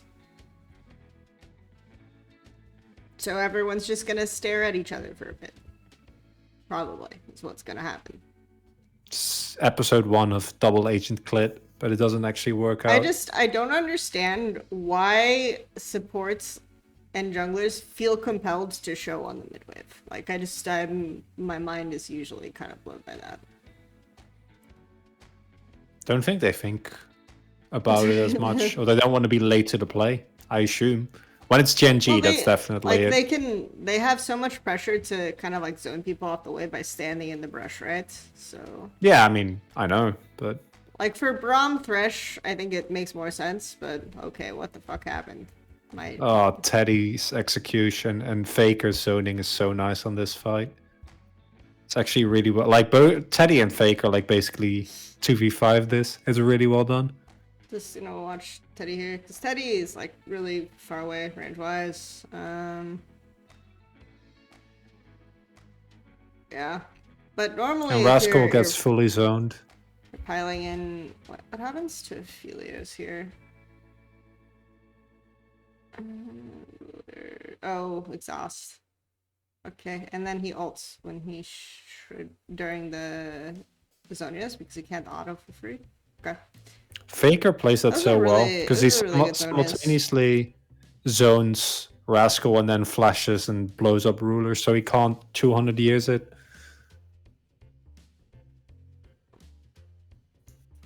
Alright, well. But it doesn't matter because you know how much longer this series is gonna be. You're telling me this game keeps going, or? Oh god. Oh, LCK Gaming. I mean, for all their faults, this is another reason why I think that GenG is legit. Like, they just, unless the group draw is like really bad, they're just gonna make it out of groups again. Because the team is really good at not losing. They're not that great at winning, and generally against good teams they will lose. But they're really good at not losing while they do it. I like it. But whereas Damwon is able to actually win, like that part for GenG is a little bit more difficult. So what you're saying is T1 are still playing the first game of regular season because they're really good at not losing, but they're bad at winning. Yeah, I think T1 T1 developed well in playoffs. I think they did way better against Damwon than we expected, even though it took Damwon to like monster grief it to really make it work. Because they, went for a Kassadin draft two games in a row. And the first one was excusable, and the second one was definitely not. I actually think, like, kind of underrated was how Clay played that. Or not Clay, Owner. Sorry. With stop Zonias, because there was no target for Aphelios to hit. So, oh, that's pretty clean. Didn't notice that.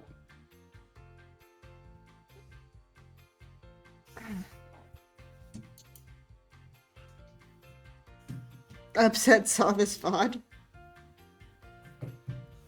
Oh, with the build? Yeah.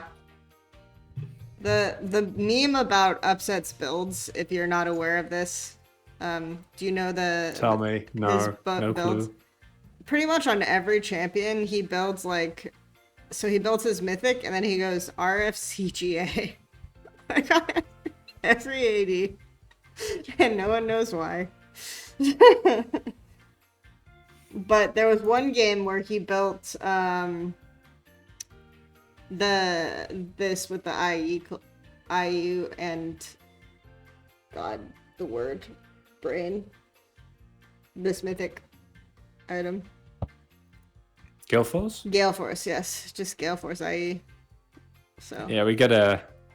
I'm glad Ornn's not in the meta, because then we'd have to. Actually, I mean, it's more the play-by-plays than anything. And in the LCK, we could just make up names for stuff, and people are fine with it. I always tell people that there are a lot of reasons why I wouldn't be a good caster, but probably the biggest one is I just legit forget names of things like all the time, and I don't know why. Like I do this to my players too, where it's just like I legit talk to them about an item the day before, and then I forget it the next day. So it's fun.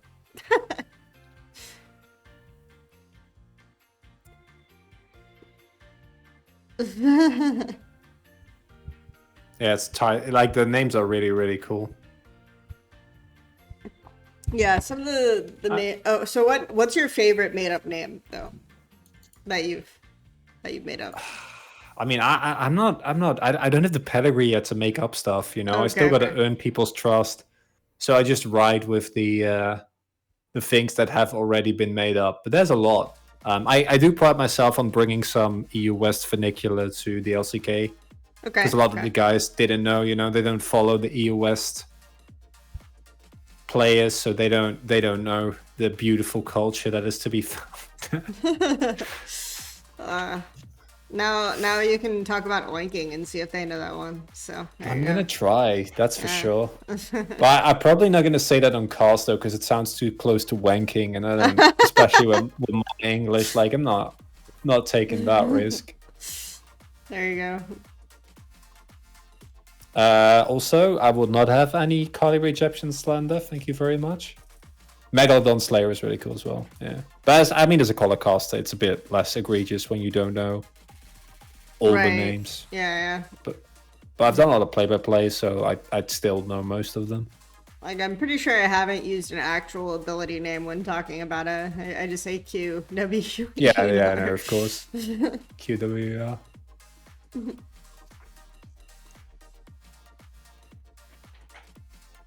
Okay, so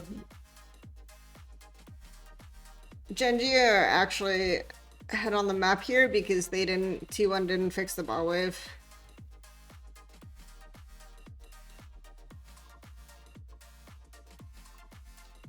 Which means it's gonna be a dragon fight. The game is still going. We're still playing it. We keep gaming. I'm pretty sure it should have ended 6 minutes ago, but we're still playing the video game.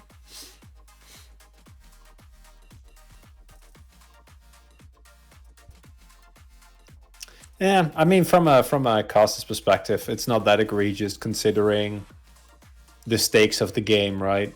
That's probably what we talk about here. It's like you can try to end, but if you lose, then oh god, I had forgotten about this. It's like two people from GenG on a desperate mission to try and get a split push going. Yeah, and this was fucked up by T1, right? They didn't address the bot wave, which means that you actually do have tempo advantage through bot side. You also double TPs, so you can't actually start Baron here because it's not really a trade. You can, and try to force them to TP, but yeah, you just want to big TPs, right? Mm-hmm. Instead, they fight the 2v2 because they don't want to give inhib.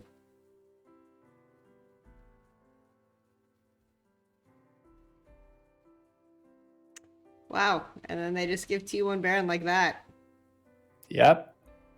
Okay, if we were counting flips, however, Chad, oh my god. Okay, well, I tried. If he cancels that, GenG probably end. Yeah, probably. Which is like, maybe not. I mean, maybe not. Teddy like hits 4 autos and then he's dead, right? Yeah. But yeah, this game was a roller coaster because you'd think it'd be over now. At this point. This is so. I have to watch this exchange again. So, okay. So we have 2 members of GenG because T1 fucked up the fixing bot wave earlier. They just like completely sacked bot wave to get top vision, and then Camille, Syndra are both here, so they have this like 3-2 setup. You should be able to at least just like stall time with Ryzen though, right? It doesn't even matter if they die. The fact that Faker gets away is actually revolting. It's crazy to me that GenG just like send everyone here. I assume the call was to end it there, right? Yeah. Have Clid try and either flip or... Yeah, but there's no way Clid's gonna cancel like 3 backs. No, but if you just... So if Faker dies there, like he should have, and then Teddy's back gets cancelled, like if you execute that better at GenG, you win this game, right? Like I think the call, I don't think it's clean, but I get it. Let's see. Because like if Rascal... I'd figure should be dead here, I agree. But let me see. Because now, okay, so imagine now Faker is dead. But I don't think so. Yeah, I'm imagining Faker is dead. And then there are 3 on the bot wave. But Keria can legit just like zone by himself on Clid so that these backs get off.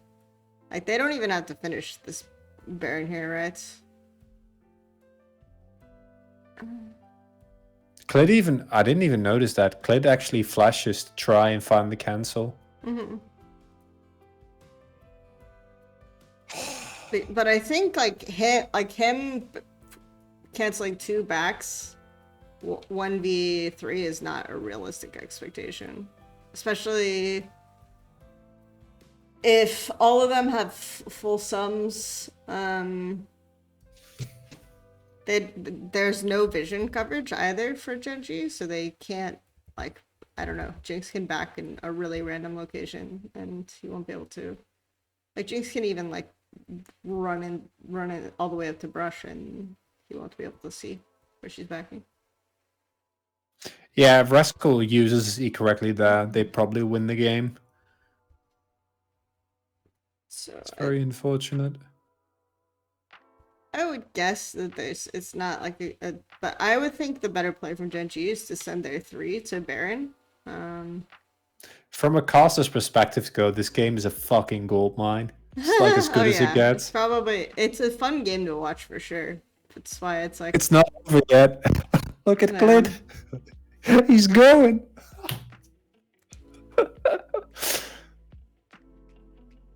My god. Beautiful. Got the recalls, so they all die. Okay, well, it was a nice try. And you have to in this case, right? Your game is over if you don't do this. As BDD and Clid, so. Yeah, because they end. Yeah, I really like it. This is the problem with GenG. Like, it's not like they're a bad team. Like, I don't think they're good, but it just... Except for Rascal. Yeah, well, Rascal this series was really bad. But they got Birdle. So if they can just put a leash on him, then, you know, they're good to go. Sell Void for Lich. I like that. Maybe, but then if you don't end, then you're kind of fucked, right?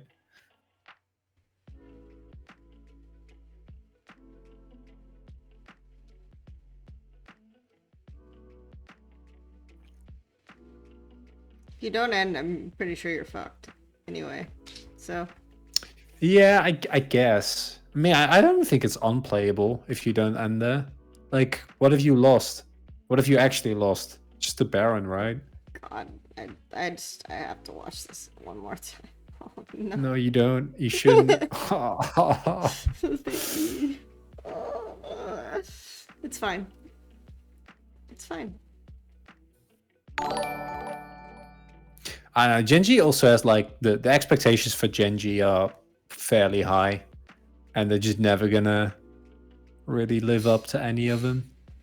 But again, like, if you look at how close these games are, I am 90% certain that against most subpar teams at Worlds, like, they just win here. It's just that when it comes to actually winning against, like, teams that do know what they're doing, GenG just don't got it. You know, they just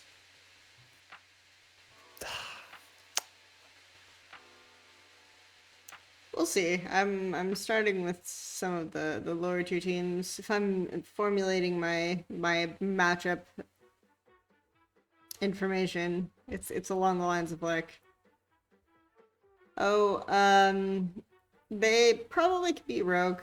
I think Rogue's probably the worst of the 4 teams I've VOD reviewed. They probably beat HLE.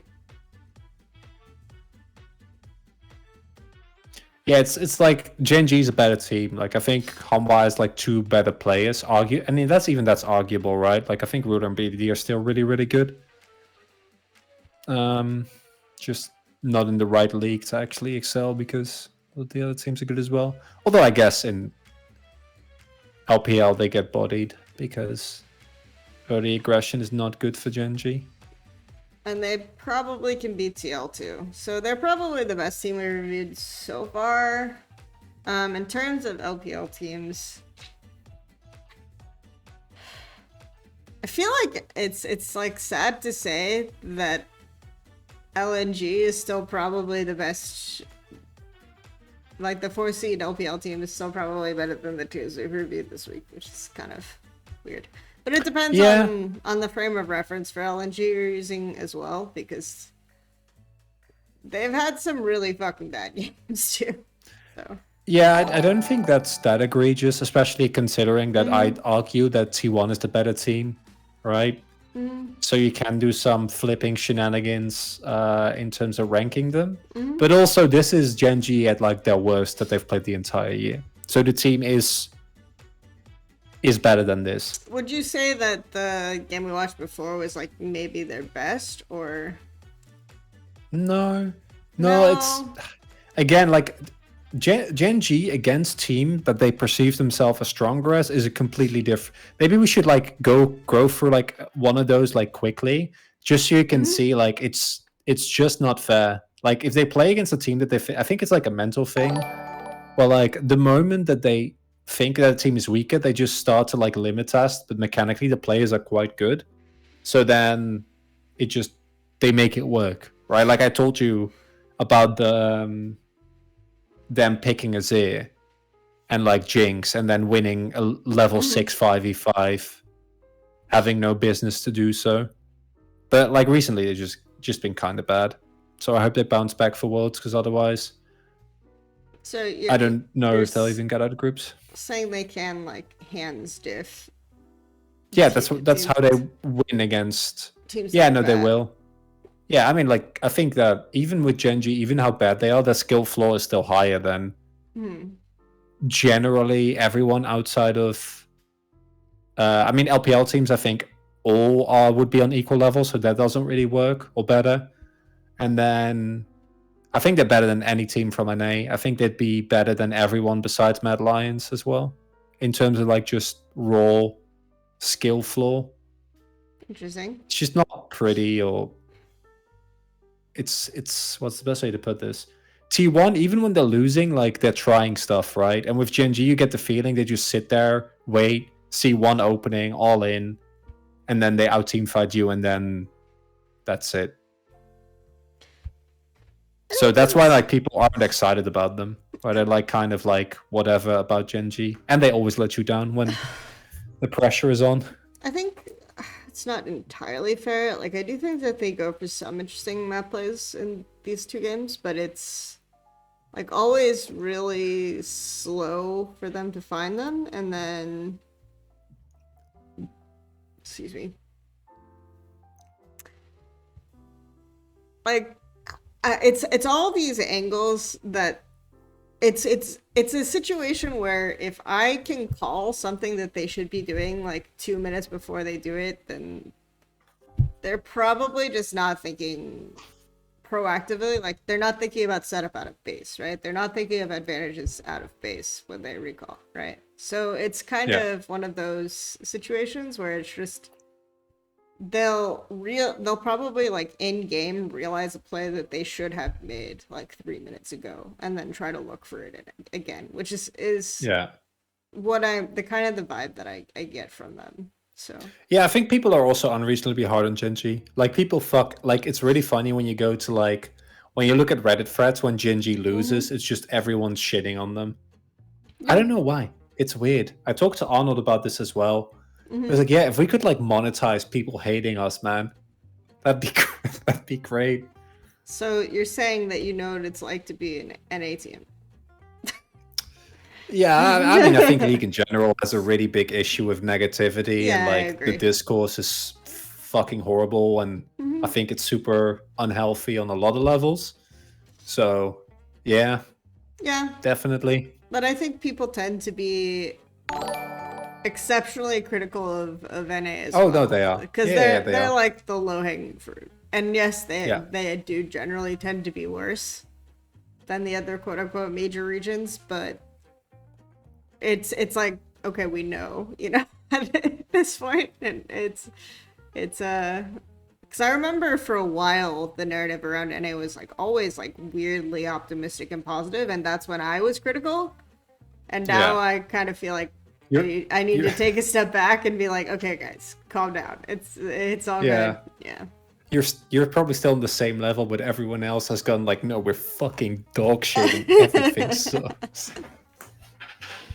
I don't know. I'm moderately bothered by the lack of respect that is there when rating players that pull 50, 60 hours a week into trying to be the best at the fucking video game. And when like players like that are up there with the best in the world, it's like top That's like top 200-300, right? And then they get cold trash. Like it just tilts me that's unreasonably. even a shallow end estimate, right? Because it's like Yeah. 50, 60. That's like a good week, you know. Yeah. That's a week where I actually get to talk to my, you know, significant other or, you know, whatever, right? Yeah. Like, or go have a dinner or something, as opposed to my normal week, which is like I'm in my room playing my game, forgetting to do laundry, and going to scrims, watching VODs, Yep. watching pro views as soon as I get up in the morning, right? Like, Yep. yeah. I mean, that's like, I agree, but that shouldn't even be a prerequisite, right? To be yeah, it treated shouldn't with be. respect. It's Yeah. really, yeah. Well, I'm just, I don't know if you acted the way that we do with esports athletes in any other sport. Like, imagine if people would call fucking Fader a trash because like he hit a ball out. It's like it's so stupid. I can't get over it. Like, which makes sense considering we are such a young scene. Like, it's all online, so people do actually often not have any real life things to mirror it to. all Doesn't right. make it better though. So we are. So you were not lying about the 50-minute game. I thought you were exaggerating. No, no, no. But here we are. No, why would I? It's the LCK. Again, like I think that the LCK is slow is kind of it's a narrative that if you actually watch the LCK this split just doesn't hold true. And it's something that I hope we retire collectively. Like I think the LCK is moderately slower, but people still pretend it's like this glacial paced league, which especially the good teams is just not true anymore. That said, these Like if are you look two at of some the. mediocre teams, then yeah, it'll be a fucking snooze fest. But That said, these are two of the top 4 teams, and we're all just like running mid. So I will say that. I will point that out. yeah, I mean this game is not a good example to stick my case upon, I admit.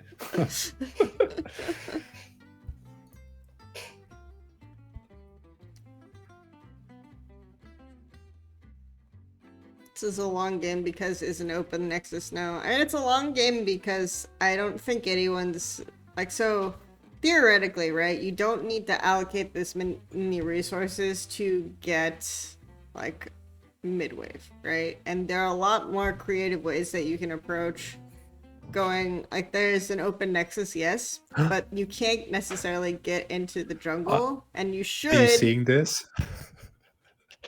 Yeah. Just wait. Oh no. Oh No, no. it just keeps getting better. It just keeps getting better. This was one of my like I still don't know how to feel about this moment. It's the weirdest fucking thing. So beautiful. Like, theoretically, you have double TPs up, someone gets mid-wave, but you don't need to contest mid-wave to get, like, vision in a jungle, as clearly He's still demonstrated. not seen.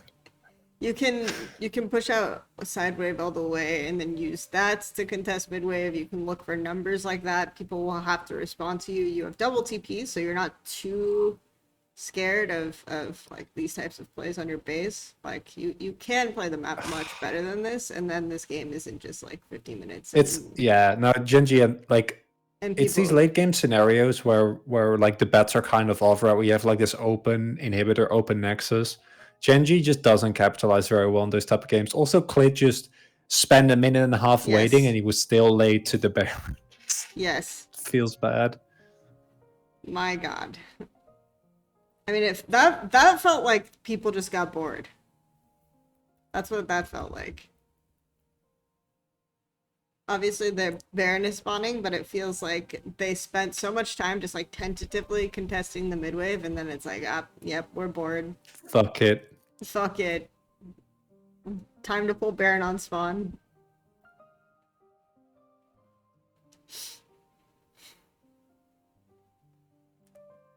Teddy like 2 taps BDD and the game is over. But this is the interesting thing about this too, is because so this is like how teams that will like 5-man contest the midwave will justify it, right? I can imagine a world where GenG VOD reviews this and they say, oh well, the reason why we lost mid prio was because of Clit. You know? Because he's not on the midwave. I hope not. I hope not. But this is like a flank. But so the big problem is, right, if you're walking into Jinx with your comp, it fucking sucks. Like as a Syndra comp, you want to be setting up Baron first and then have them walk into your Aphelios, Yeah, of right? course. But Yeah. you can get that by contesting through side, which you should, because you have a Camille, right? And instead it's just like everyone shows on midwave, right? And it's actually crazy because I feel like this is more true of the LCK games that I've watched so far than like the NA games, which is usually like the stereotype, right? So it's interesting to me that this is how it's played out at this point. But yeah, I can see a world where GenG VOD review and they're like, if Clid were on the midwave with us, and maybe we can contest mid prio. Unfortunate. Yep. Yep. Yep.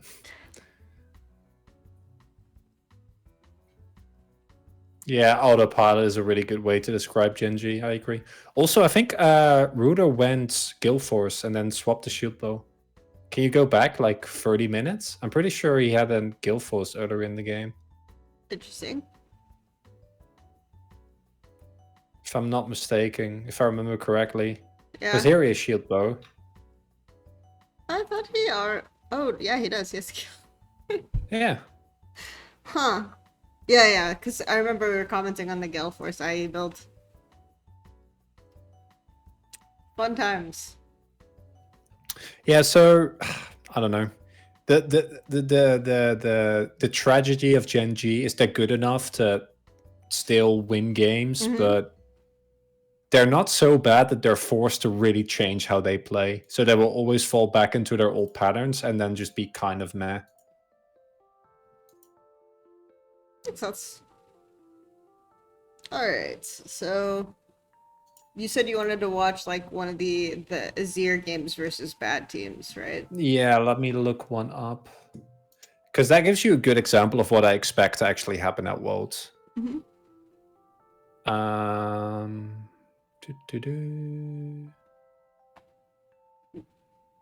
I don't actually know whether this is one of the games where they do like hard stomp skirmishes early, but it's the let me look up at what the best example is.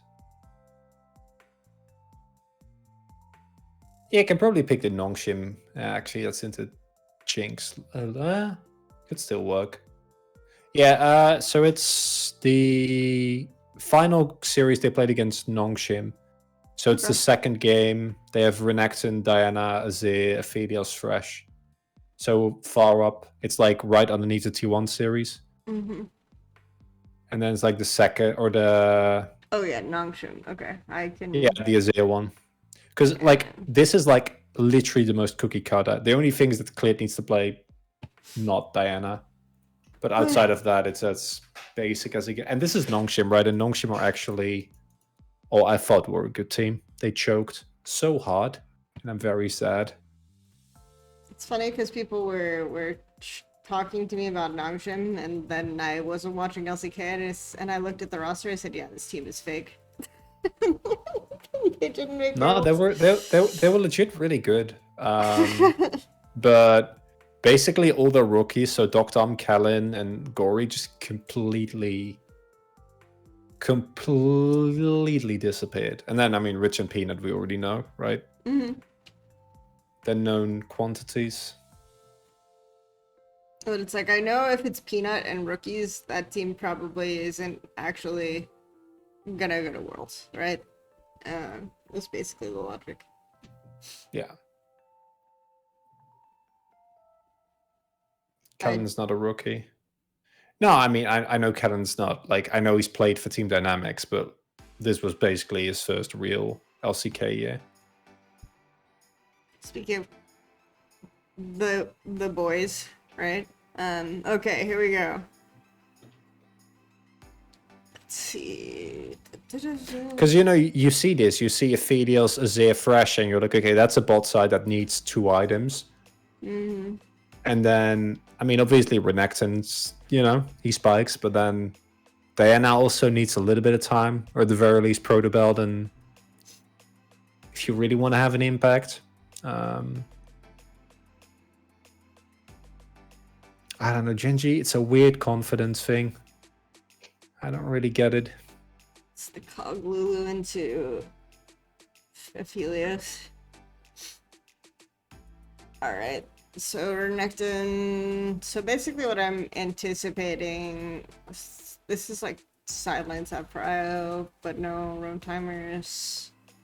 Mid jungle 2v2, like you should fight as LeBlanc Lee Sin after first Azir crash, because Diana's not gonna do anything. Yeah, obviously, like in terms of 2v2, Lee LeBlanc should fucking trounce Diana Azir, right? Mm-hmm. Yeah. I know. If only that actually happened, but it's GenG, so it doesn't. Yeah, when Azir gets first wave crash and can make the lane super volatile, but that should not favor him because Lee Sin LeBlanc should Lee Sin should three camp gank, right? But let's see. Gory's lane is not good, but Gory mechanically outside of lane was legit a really good player. But Gory was a good lane, or like an okay laner that was a great player afterwards, and he basically turned into mid-game Rich during playoffs because the pressure was on, and he just looked like a shell. Like I would say in the individual 1v1, this isn't like cut and dry LeBlanc favored. This should be like mid-jungle win, right? No, I mean it's no. I mean, like, Yeah. I'm just commenting on Gory's form in general throughout, like what was playoffs and Gauntlet. No, I think the individual matchup, especially because it's BDD. Like, I'd favor BDD on Azir in lane against like 90% of players. Man, it's just stupid. I've seen him play everything as well between Electrocute, Comet, Lethal Tempo. There's one more that I'm forgetting. Not sure what. Fire's better than Gory. Jesus. That's a Miracuval take. I'll take it. I'll take it. I'm especially sad for Doctom and Kellen because Doctom was so good during the split, and it just all amounted to nothing. I really wonder whether the stun nerf is finally going to get rid of the fucking crocodile. Now that his setup has been neutered, I really hope so. I think if you're really good, Nidalee Renekton team, it's still fine because you can throw spear. Yeah, Timing I before the stun, because it's like a asked some guaranteed players stun, as right? well, and they were also I think it was one of the SK episodes also mentioning like the power that he has on the first skirmish because of how stupid Dominus is. Mhm. Like, I just want a different top laner that isn't a crocodile. Halo Blades, yeah, I think so. It's only really popular in LCK LPL though, so Yeah. I mean, it took us like 2 months for us to be like good at it as well. Mhm. Like it was perma picks had like a 30% win rate, even on good teams. But teams got better at it, and now we're good again. So yeah, see, I would blame Peanut for how this mid lane is going. You should. Yeah. And not Gory. I don't know if that's an unpopular opinion, but No. Gory's had some particularly egregious laning phases, but this is not one of them. because he's even gotten crash off on like second cannon, and he's gonna be able to walk back here and retain TP if he wants. Or he can TP, whatever.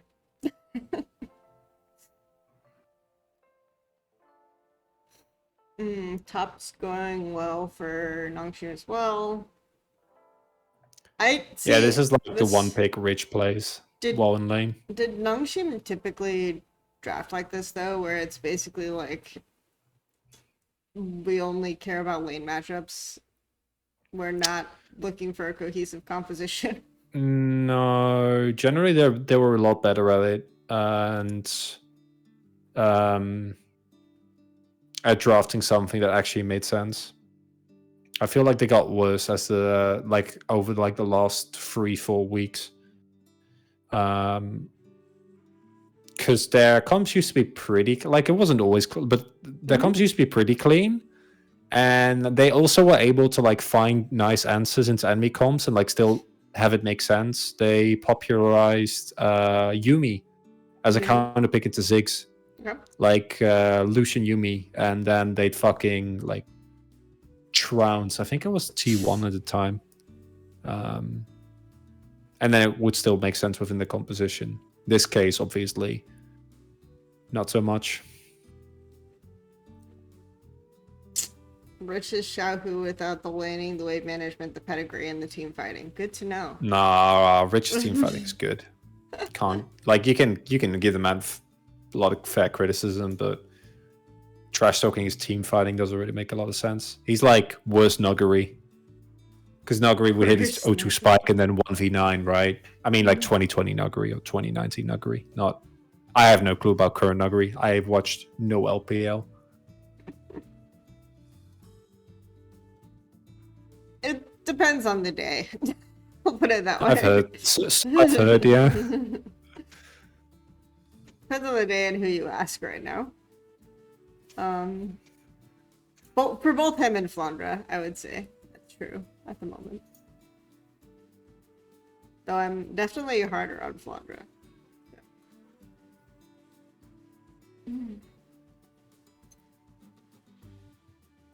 Because I think Ola and Xiaohu are pretty consistently good at the moment. Within what they're good at least.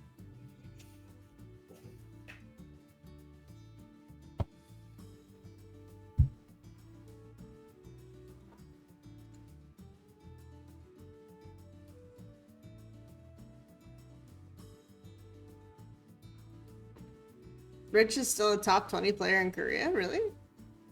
I have no idea, so I can't really. I mean, we have a bunch of those. Hoya, for example, is generally top 10 solo queue, and it took us to the final 2 weeks of this summer split for him to look like he was actually developing or shaping up into being a good top laner. Even though he'd been trouncing Korean solo queue for months. But we love Fred and Brion. We hold them dearly in our hearts, even though they're not very good. Still waiting for LCK support to go mid or top on the timer. Still waiting for it. It will happen one day. Just watch, and if you want to see like more proactive game, just watch a Dom1 game or T1 when they're playing well. Well, and know what Clid's on about here. So, what in talking about Rift, because this was kind of the objective of watching this game, right? So this setup should be Nongshim favorite, right? They have vision everywhere. Jace is ahead on Spike more or less.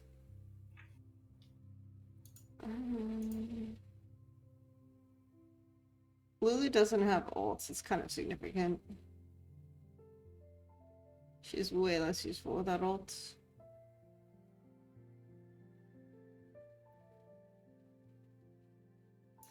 They exhaust Clid. Yeah. And this fight should not be winning for GenG. Yeah, that's I know what to tell you, and like you can go through this VOD and then like you can point out the mistakes that Nongshim makes, right? But I'm telling you, it's like fucking clockwork. I don't know how GenG do it. I don't know how they mind control their opponents, but this happens in so many games. GenG Q. It's a good flight from life.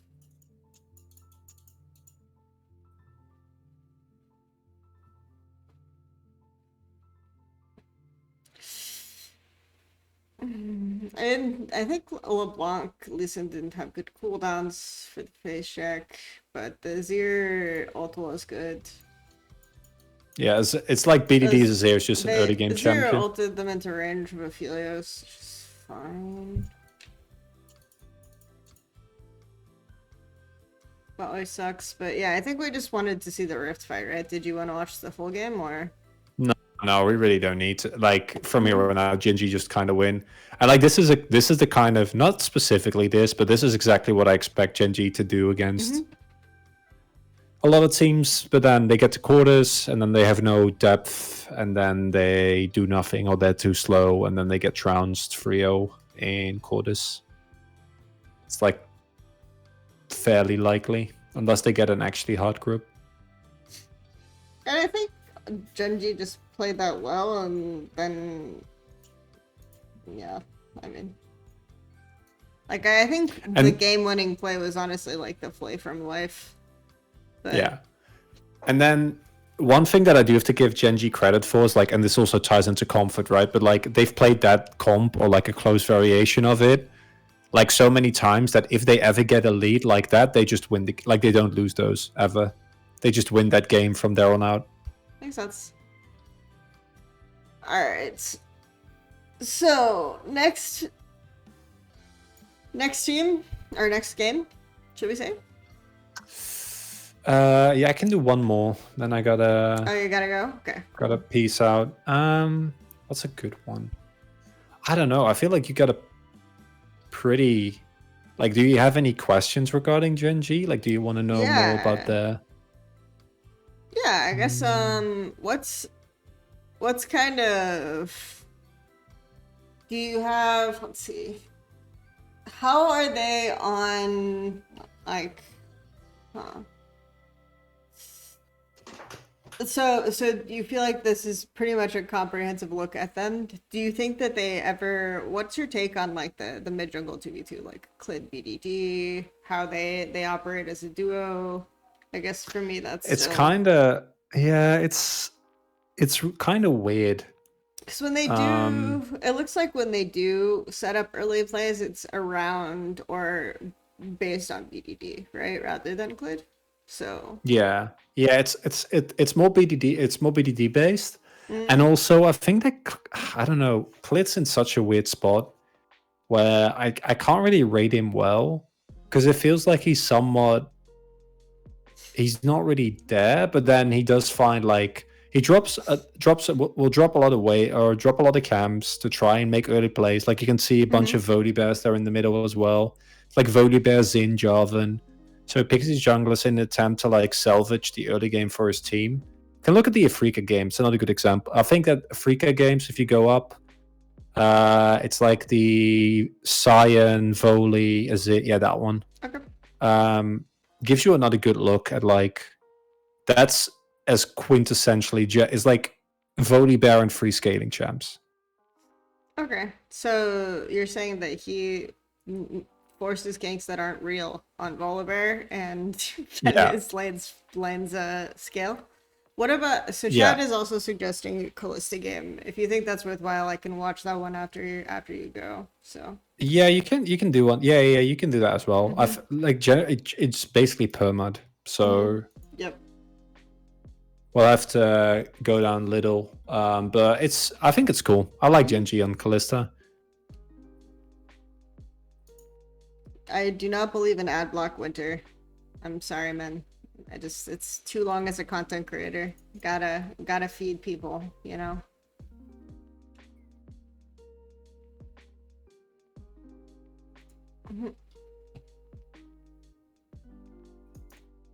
There we go.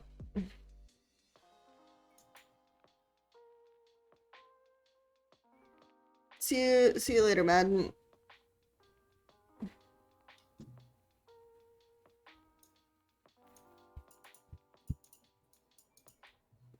We are thinking. Don't skip the ad. And you still get some revenue from the ad if I skip anyway.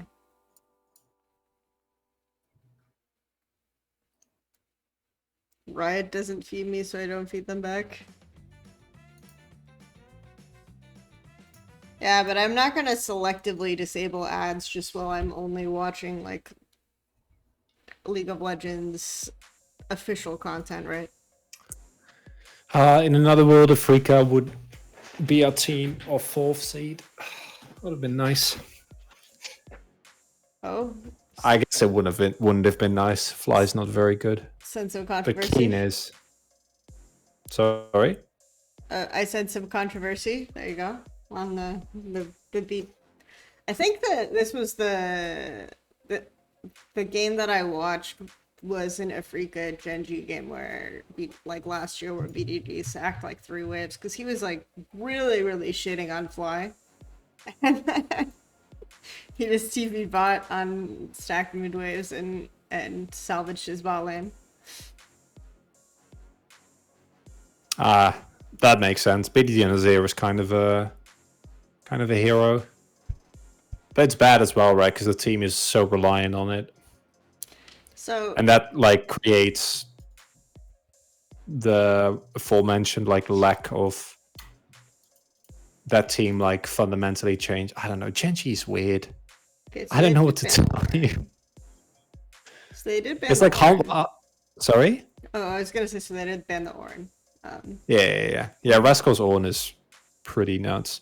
And again, and this is why why I don't think GenG will ever get that far. Because what do you? I mean, I don't have to ask you. It's more of a rhetorical question. But like locking in on Azir as real against an LPL team is a really good way to get fucking demolished. So Ornn versus Renekton makes sense to me, right? Yeah, it's a good matchup. But I mean more like with the pressure that you'd have in skirmishes and whatnot.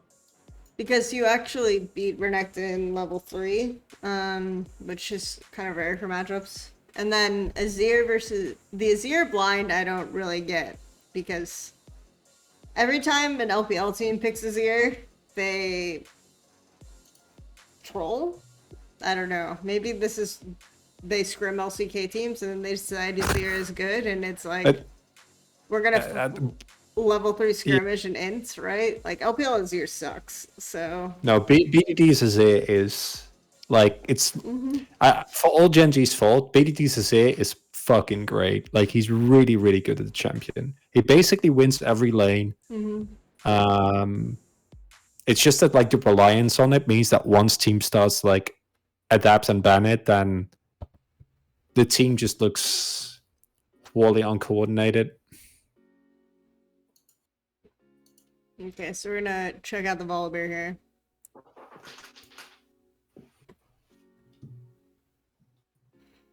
That's the goal.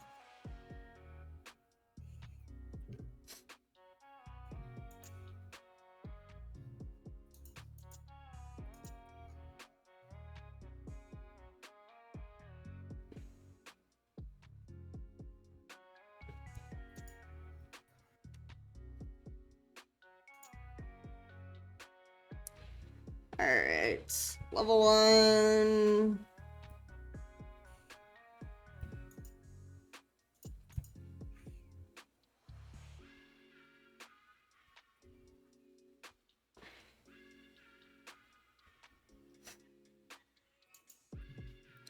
It's super...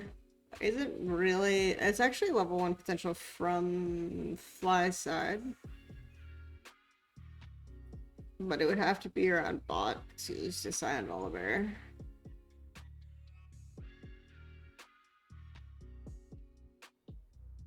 I'm really surprised that Varus and Nautilus are leeching.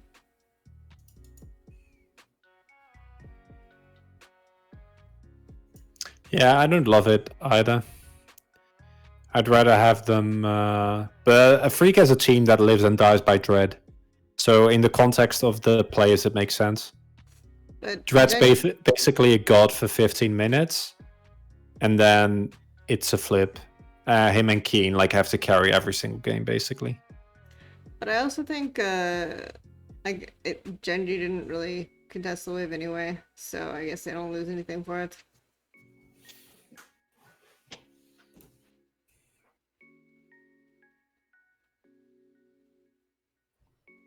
Yeah, they should have lost. Like, they should have just played for this lane advantage a lot more. Oh my god.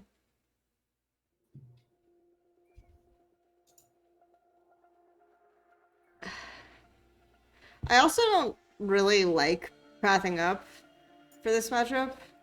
For this top lane matchup. There's a lot you can do. That's nothing.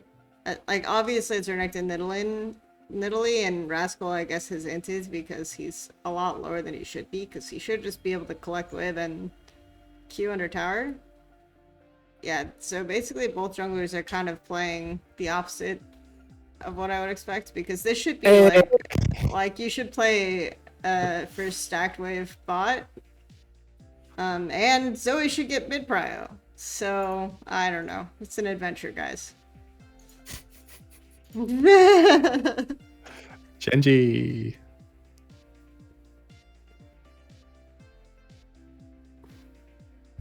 It's the best example. Like, this is the peak example Of Volibear. honestly. Yeah. And then, yeah, like you pointed out, Rascal mismanaging that lane.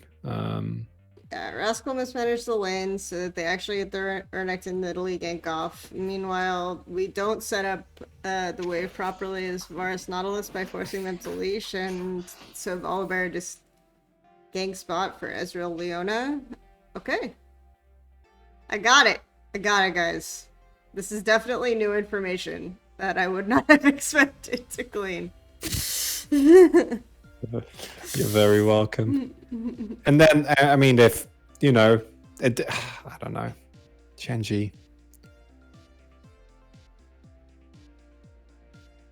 Because this is like, Ezreal and Leona are not super diveable, but Zoe gets mid prio, you path down, you have poke, you can at least like force them off the wave and deny them stacked waves and play around that with Varus Nautilus. That's a much easier plan to kind of conceptualize, and that should reliably happen compared to we're going to go top and Rascal's gonna grief his lane and be half HP, and we're gonna dive his Renekton. I mean, you don't get prio into BDD Azir though. That's actually, I think, the one saving grace, and why GenG looks so much better is because the one matchup where one of the few matchups where you should though, right?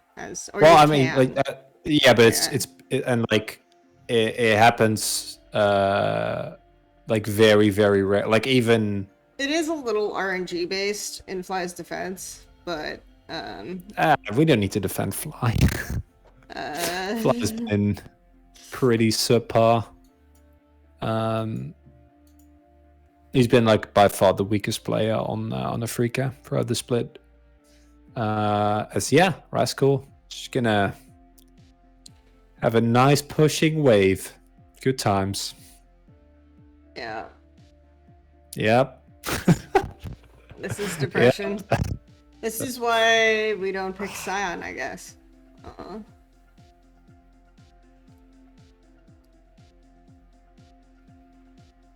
Meanwhile, GenG getting spot again. You love to see it. Like it's just a really big make gap, right? Like normally you shouldn't have prior on this matchup, but BDD is just monstrously better. I kind of overspoke, but it's like you can get prio. There is like some RNG elements to it based on like Zoe pickups, but yeah. Is it solo queue? I don't know, Winter. I'm a little confused as well. Because you're also like ganking on waves that theoretically you're not going to deny as much, because after the gank, like the winning laner should have to recall. So then you're in a push, which means the Rascal can come out and collect this wave. Same thing is happening with the bot waves that they gank off of. And the reason why you can say stuff like, is this solo queue, is because that's kind of the misconception in solo queue, is that it's better to gank on a non-prio wave because you have more room to run through the lane. But if you gank or if you dive on a stacked wave, right, and deny, yeah, I mean, it's basic concept that people on the stream will understand, but it's also like if you're a lot of solo queue players have kind of it backwards mentally, so that's why this also feels like solo queue. Yeah, also Rascal is very used to getting sacked. Even when he plays Renekton, he gets no resources from his team. I guess when it's in Italy, it's different, because not because they want to give him resources, but because they drafted Renekton in Italy. I also want to see what the camps looked like on this gank, because I think top camps are spawning first, so reasonably Volibear is top here, right? Like Volibear is top here, and Scion can get his wave in, and it's fine for everyone, right? That's what would happen normally, right? That's what you'd want. Who cares about camps? You're cleared on Volibear. You just need to like gank 3 times the first. Yeah, but you can also 6 just levels. Help Scion get his wave in. No one cares. Well, I know. I'm very well aware of what he should do. It's fine. It's whatever. It's cool. We criticized TL yesterday for not making enough side trade plays. So clearly, like, GenG heard us. That's all. To be fair, if there is I don't think this is good from GenG at all. But if there is a champion to sack, it's probably Scion. Like, yeah. As far as sacking champs go. But no, this is why I was like kidding about this. But this is something that GenG really does do. It's just like they won't take into account the fact that because Sklit's going to give up camps and like spam gank a lane, and it's either BDD or Ruler generally. But then that won't really be taken into account by the rest of the gang, and that is obviously not good. And I think the other thing about this too is just you have a lot of tools to deal with a Fed Renekton on GenG, because you have Ezreal, Azir. Yeah. It's not like you have a lot of short range champs that Renekton's just going to completely destroy, right? So you don't care as much if Renekton's like 50 CS up, but this is excessive, man. Like, you're not losing anything by allowing this to happen. You don't have to repeat gank bot because the Ezreal Leona are already doing well, and they're gonna be fine on the midwave later anyway. So, I mean, it's kind of a weird situation. Yep. And you're not appreciably denying any farm for the conditions that I mentioned before too, right? So it's just like, okay, I guess we get another kill on Varus, and it's like an extra 300 gold. It's okay, but it's not gonna like win the game in this matchup.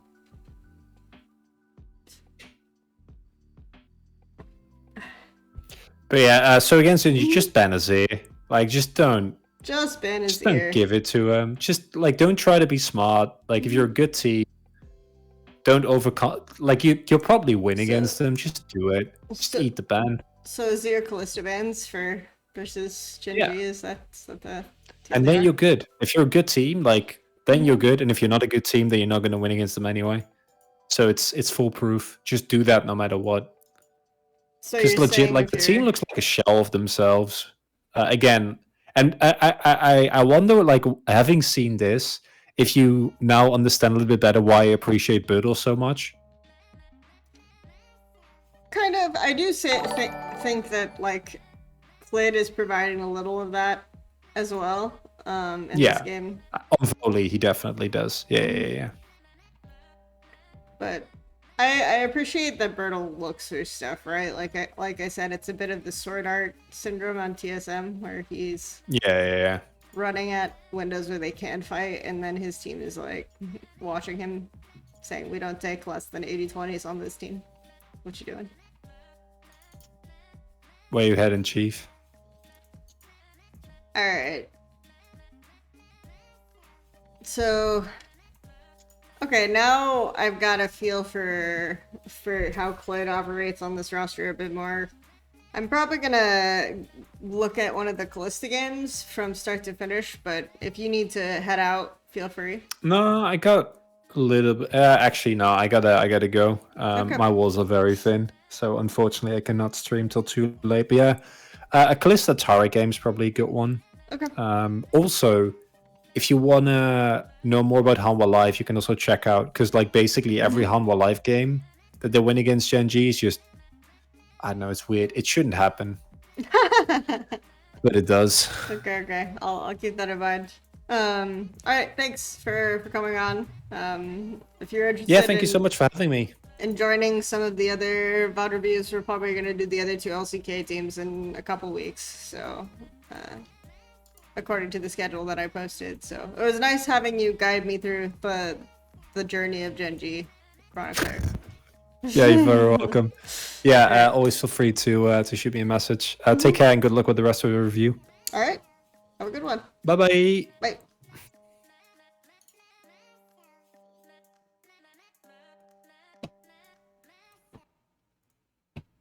Okay, chat. It's just you and me.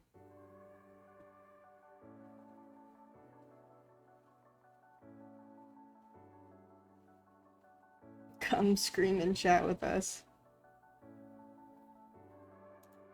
Alright, so it's just you and me, chat. It's time to look at GenG and HLE and watch Callista games. So, let's see.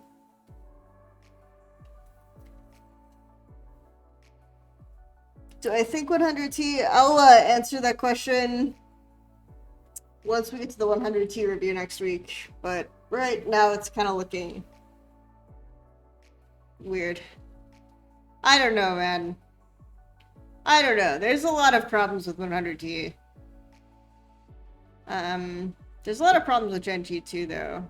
Like, when we get to these very flawed teams, it's probably going to come down to, like, if they end up in a group together, it's probably going to come down to who else is in their group and then who drops games to who. Like, that kind of thing. For a team like 100T versus GenG. I would say BDD is... In my opinion, BDD has been the most impressive player on this team, even though, yeah, I mean, that's just the way it is. I think Clid and Closer are a little bit similar in how I would talk about their pathing, right? I think Closer's pathing is very weird. He will do things like that, like drop camps, look for like hope ganks, or he'll full clear when he should like 3 camp into mid or something like that. So similar weirdness. I think maybe the most offensive thing that I've seen Clid do in this is when he went for Drake on that window and they should have made the top play to stop Trist snowballing. That was so weird. Like, they could have set up the map perfectly and executed that. Strangest thing I've seen so far.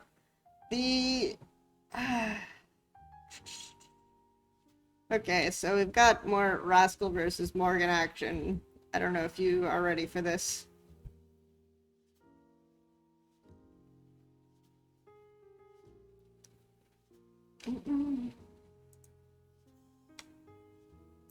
Callisto so this should just be like, this is the most straightforward. Callisto Lee Sin is just the most straightforward.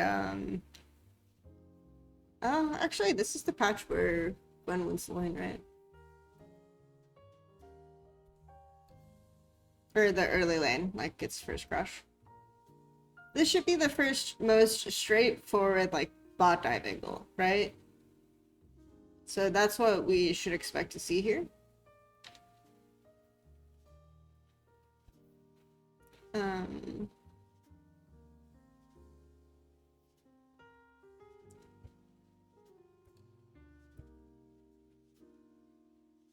My thoughts on life, I think he's played fights reasonably well, but he may have the worst understanding of timers other than Trimby of supports we've looked at. Yeah,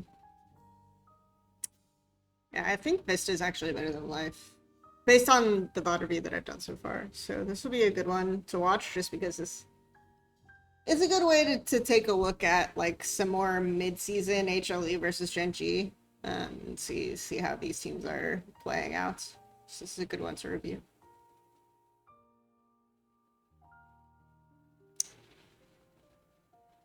Tricks people into doing it. It's like this weird overconfidence mind trick.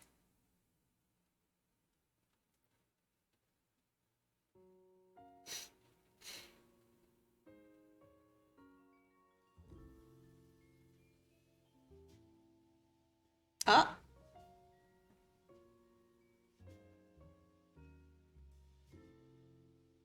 Chubby's getting like some good trades in. This is one of the harder matchups to play for Lulu. Especially after first recall though. So you want to play this lane like pretty aggro on this window. In general, I feel like LCK mid laning so far from the games that I've watched has been quite nice.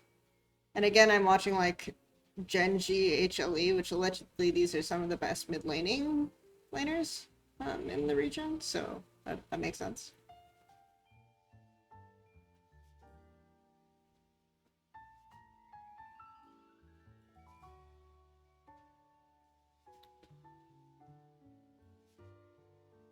If GenG win another Azir game, it's like magic. Okay, no, so Lee Sin is actually winning this matchup. I'm not quite sure what patch the Gwen nerf was on. In general, it's hard for Gwen to play this lane just because of how Lee Sin W functions. This is a pro view highlight of just looking at them, looking at each other. Cool, I'll take it. Oh, I didn't know GenG is sponsored by Douyu. Makes sense.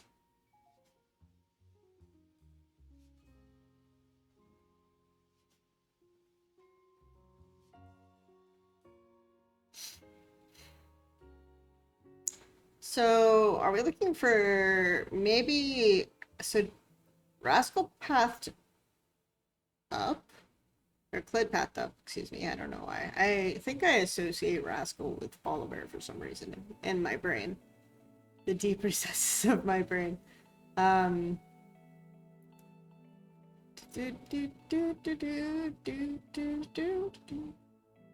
Okay, so they're using Rise Prio to look for this. So this is nicer, right? But I would expect them to prioritize, okay, I get Crab, I recall, and we're setting up bot dive on the wave that's coming out of base at 330. So I would think that that would be higher value.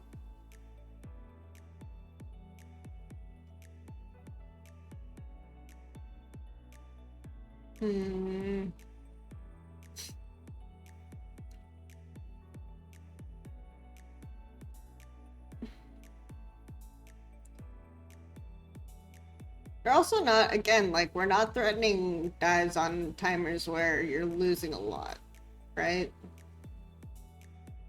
Whereas you have way more time to set up the bot dive play. And Morgan's like kind of fine with this because they're crashing the cannon in after the dive. And he just TPs back.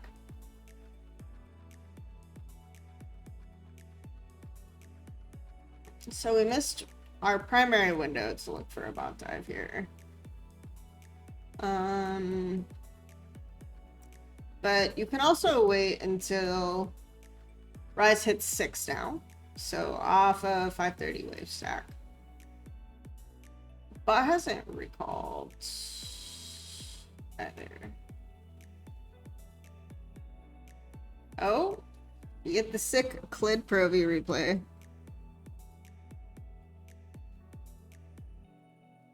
So I would rather they look for something like that. And that's again something you can plan out from like level 1. Oh, okay, we're pathing up here, but we can dive on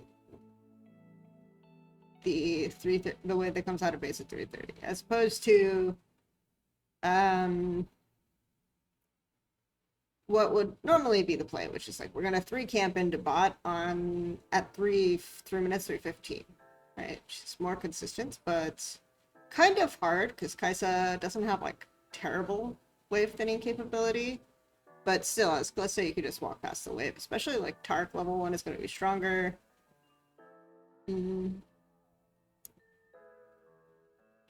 So you just can completely deny and full stack.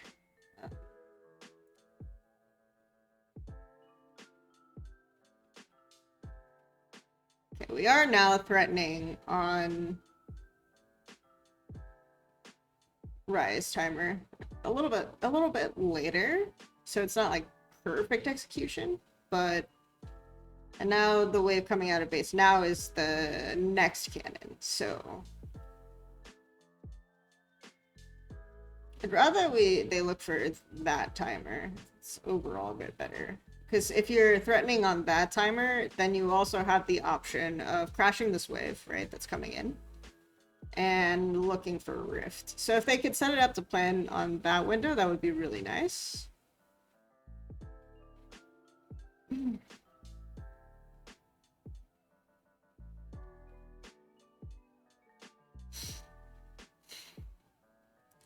This should not go well for GenG. Yeah, they just disengaged that. But 3 members showed for HLE, so now Kalista can play really far forward too.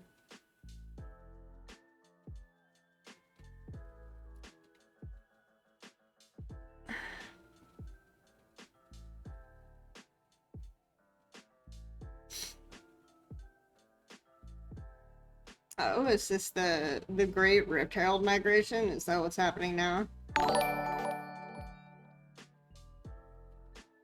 They're not even, they're just walking. We do have level 6 Kalista.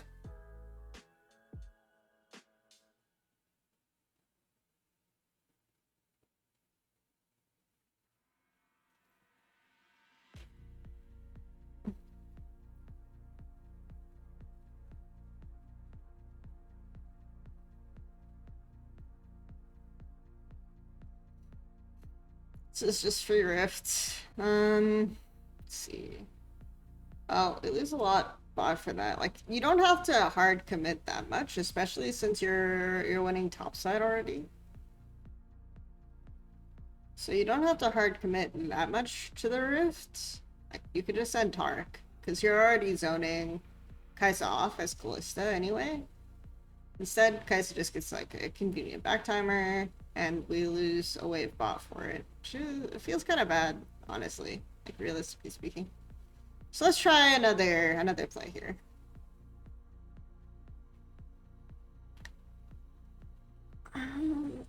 Next timer. Next timer is like 10 minutes.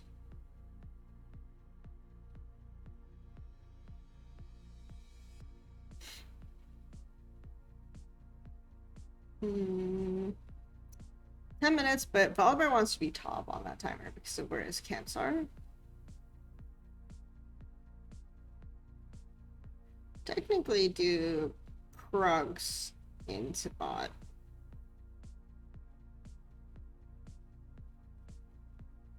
Which it looks like they are gonna do.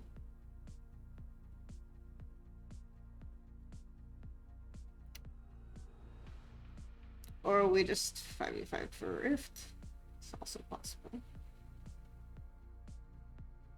Stacking that way, they push that wave too fast to do anything meaningful. Were they pushing it because they wanted to match for Scuttle?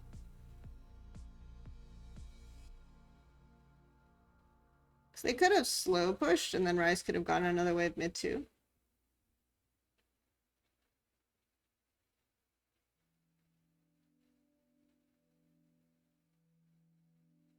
Yeah, this is really sloppy. Honestly.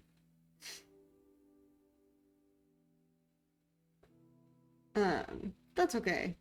They have the idea, right? Like you can tell that they're thinking about it. It's just like they're not executing well. So that puts them like a step above Rogue, I think. It's just because they are actually thinking in terms of these timers. But they have to sacrifice like top camps and jungle tempo for it. They didn't set up waves properly. Ryze is like kind of in an are we or are we not? Wow. I didn't mind that. That was okay. You got the Lulu Flash. That's pretty good.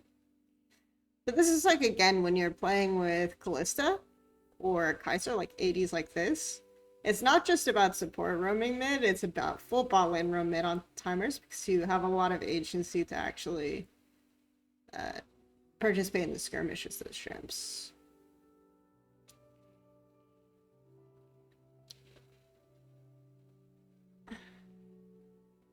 Like, Lulu flash ults are kind of annoying to deal with. She can actually initiate with that shit. Though, in this case...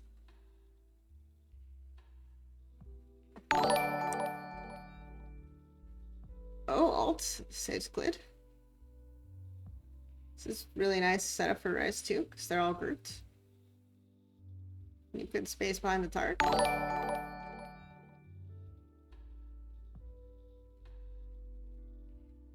It's not bad. This is probably, I mean, this is like the most coordinated I've seen GenG look. It's not insane, but it's nice. Oh, thanks for the raid, Extreme Person.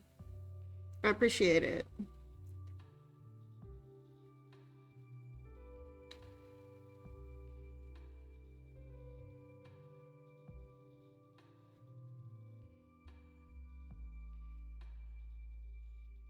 Welcome, welcome. We're doing GenG VOD review. It's just me now.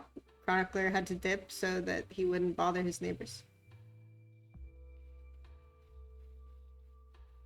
We're looking at Kalista game because I was suggested by the chat as something that would be like the best planning from GenG. Or the best coordination, which I don't disagree with so far.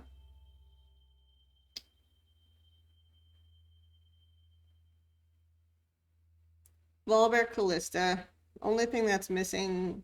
I wonder if they do like Kalista Azir. Is that common? I guess I've seen that a bit. You just make mid volatile so that you can guarantee that enemy mid does not go to salvage bot. It would be effective versus Steel, I think.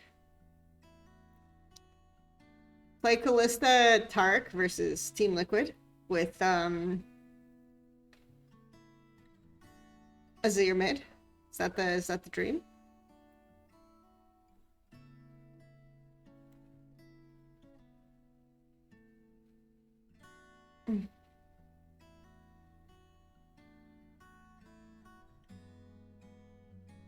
They do look more coordinated, but it's kind of like they have the idea of a play, but they don't have the timings down, right? They don't have the full setup for it. It's more like they're looking at one window based on a wave, or they're talking about it maybe not even a wave in advance, right?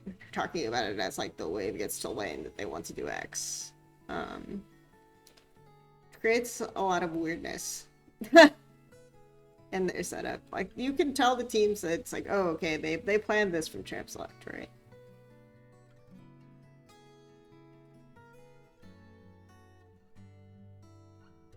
But in general, it seems like Ruler is calling for his champions to win con, right? Like he knows what needs to be done.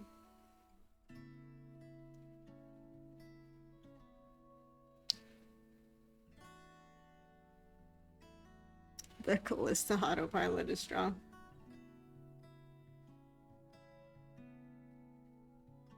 Yeah, I don't know what Morgan thinks he's doing walking up like that. Nice no E. My god, Morgan. Why? Okay. Let me see that again, one sec. So after Morgan, like, kind of insists that you like that, I would expect this to not be winning. So who... Vista chatting it up, I guess. Tark ulti expires. Yeah, they don't really do much with the Tark ulti, I guess is the problem.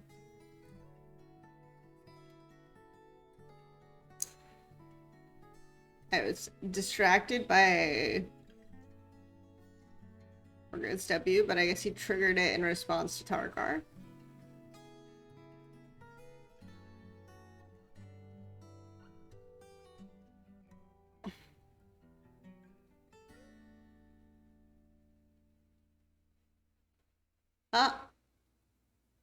Yeah, so they're just not, yeah. I didn't even realize that Tarkar was popped because the timing of it was so fucking weird.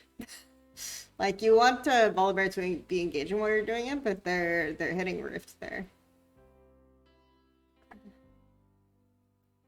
I wonder if the thought process from Life was, okay, we'll Targar while we take Rift, and then we'll just get the fuck out, right?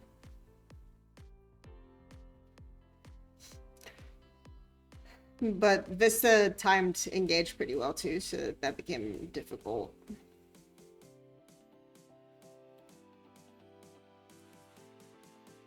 You expected more shittium? That's been the line, right? We're on the shittium train.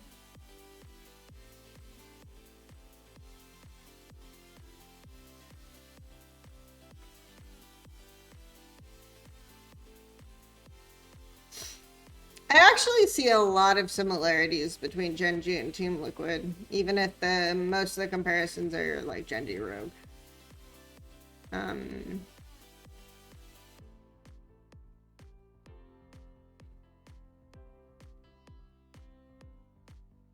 It's like bad plans that are really basic, but are plans.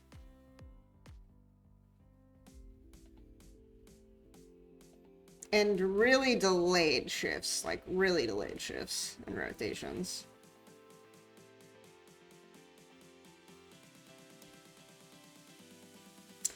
I think support is probably the biggest difference. And the fact that they don't really play much for top. Not that, I think to the extent to which Team Liquid play for top is also exaggerated.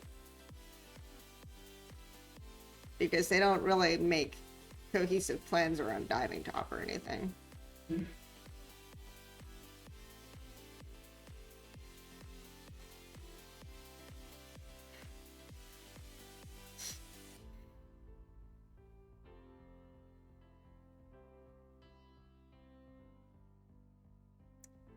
All right.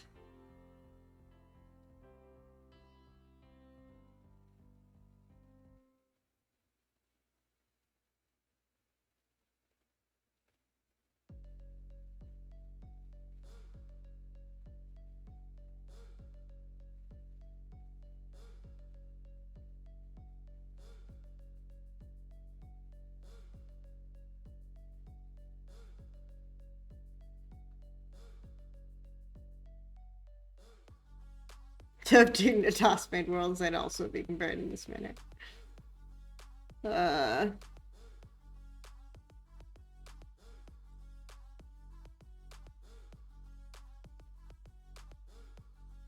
Those teams are boring to watch. I guess I don't really find EDG boring to watch though. It's kind of weird. that would be the comparison. Like, by the standard being, you know, it's just become way less fodder viewy and more just me random chatting to people, which is what tends to happen when I'm left to my own devices.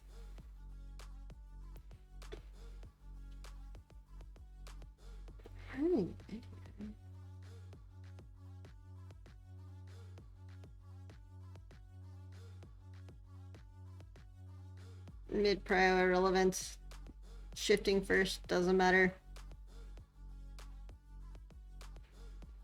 How are HLE able to contest this red? There's no way. So they just drop Herald and dip when to try to correct tempo because Rascal is actually able to threaten top T2 here. Now they're forced to respond. I mean, Rascal recalling here and then going bot means that they're actually way up in tempo, even though HLE are dropping a Rift. Oh no, he's not recalling. Huh. Huh. Is Callisto just shift up top here? After catching this wave? Yeah, HLE might have to abandon this Rift on next top wave. But it's not gonna crash even, right? This is so strange.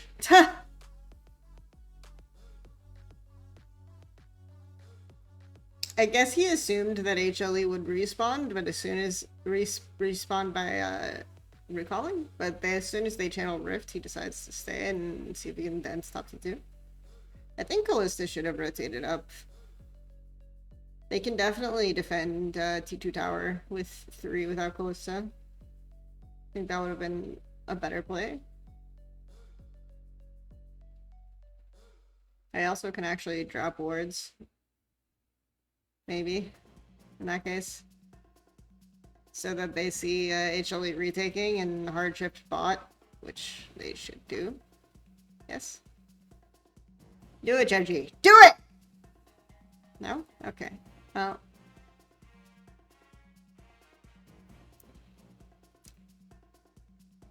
Like, the Baron isn't even that big of a threat. You just have Lee Sin in bot side. Lee Sin has TP. You can send Lee Sin rise to bots. They have TP. Doesn't matter. No? Nothing? Okay.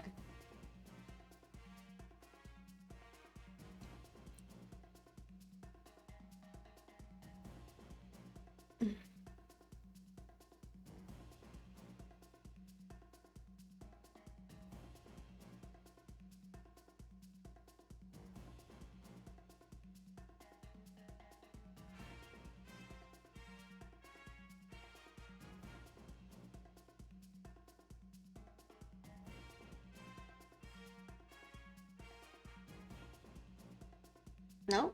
Okay, we are hard shifting into bot. Finally. This is what I'm talking about. I swear, like, all of GenG's rotations are basically, like, 3 minutes after they're supposed to happen. Or 2 minutes. It's very weird.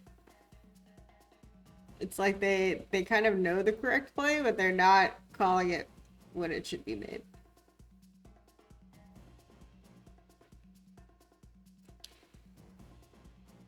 But if they shift into bot, right, they put shallow wards, and then Ryze can get this top wave and crash it, or get this top wave in like a half minute earlier, right?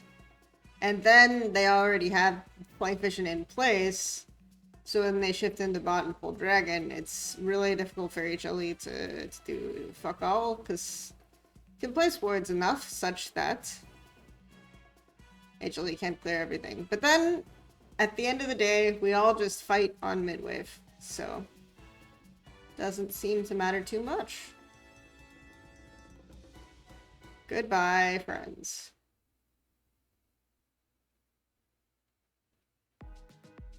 We're fighting on mid-wave into Line Brush as well, so let's see how this was set up.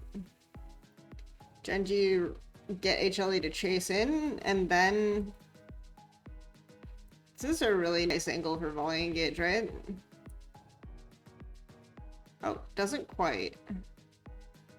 Now we go. Oh, knocked aside. Rip.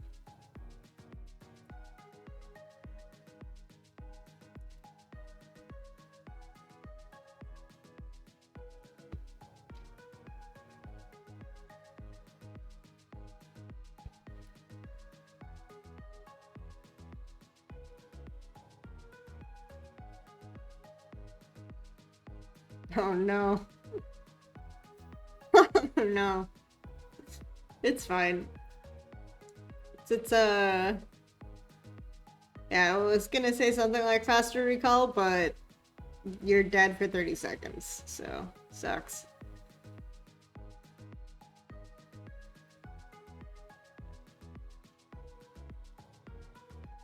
It's weird that they engage onto the Leona as opposed to like when Leona engages onto the Callisto, they don't engage onto the other three. But hey, it worked out. Callisto was able to use the space to free hit anyway.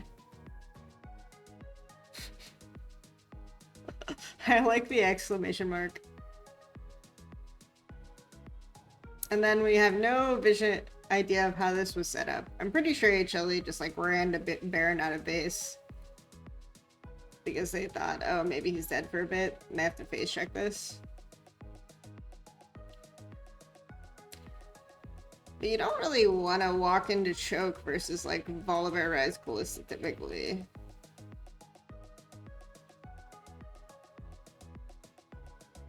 That was really strange fight. So they pulled off. So they see Lee Sin on this ward and they just run for ruler. Good. But if you're... do we have Tar Culti? No. So this is why this is good, I guess, from them. Just no Tar Culti.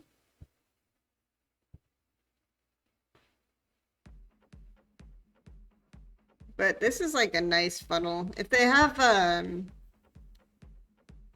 like looking at Ryze's positioning, Ryze uses ult here. They walk in here. As soon as they commit, right? You want Life to be positioned between Ryze and the rest, and then he can do a lot of damage here. I think Life was too scared to go in because he has no ult.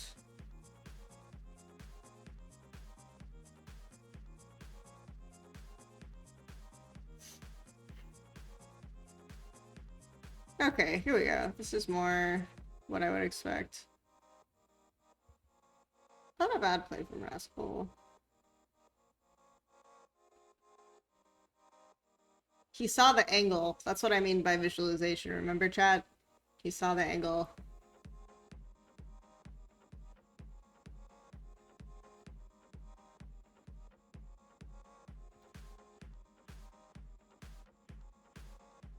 Yep.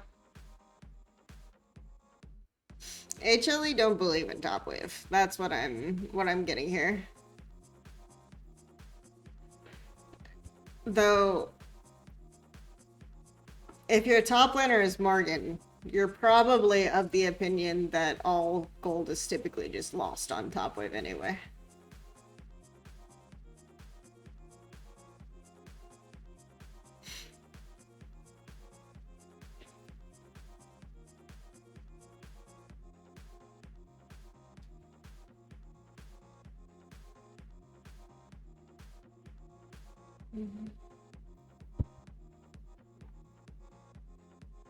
I'm sorry, I just cannot unsee Morgan's Aurelia after the HLE VOD review. It was too painful. I couldn't do it. It's too hard. Academy and amateur Aurelias are better. No cap.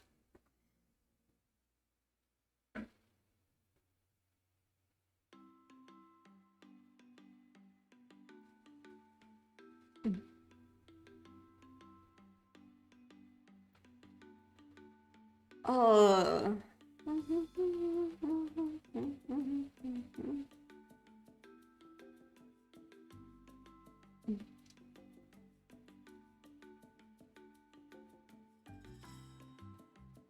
Okay, so I would say this is like probably the best form of GenG that we watched. But you still saw a lot of the cracks. I think some of the setups for them to take fights were nice. But I swear it's like everything that you can, like the fact that I can watch this game and be like several minutes ahead of their thought process is a little weird. Like they're doing stuff in a very kind of basic coaching way, but they're also misexecuting it and doing it off timer. So it's very bizarre. I would say that overall they like have good hands, right? I don't disagree with Chronicler on that.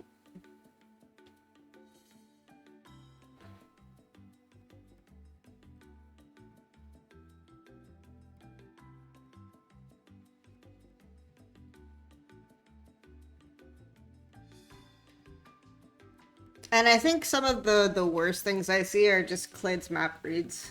Seem really bad, but Clid's always just historically had really bad map reads.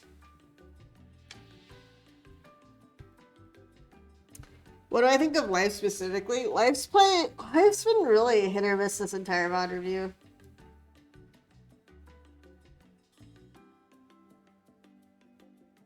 Like, of the snatches of Carrier that I've seen, I haven't seen much Barrow. Actually, that's the interesting thing, is doing the HLE and GenG VOD reviews, I don't think I watched them play Damwon at all. Which is kind of funny. But I imagine we'll get a bit of that when we do the Damwon review. But compared to Carrier and Vista, I think Life is probably the worst support of the LCK sports. His timers are really awful. He plays some fights okay, but I think the most egregious thing is just he's got a worse map read than either Core JJ or like I think only Trimby has a worse map read of the supports we've reviewed. It's kind of the weirdest thing for me. Let's see, what I want to do.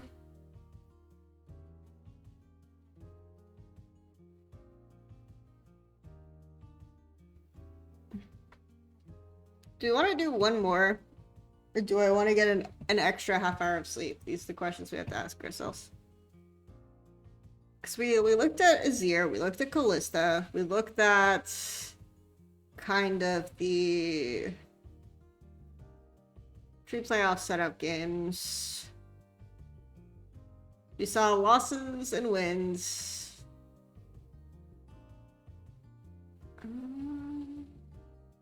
We saw Birdle and we saw Rascal.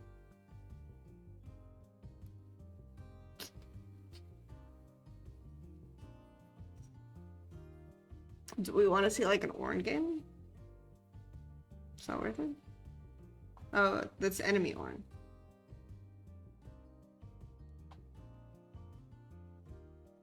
They played a lot of Nocturne. How are their globals, actually? That's a point. I imagine they would not be a team that's good at using globals. Well, we did see them play Rise. So there's that. And it's honestly very meh. Like, they used the Cinder TP advantage in the one game we watched, like, 3 minutes late.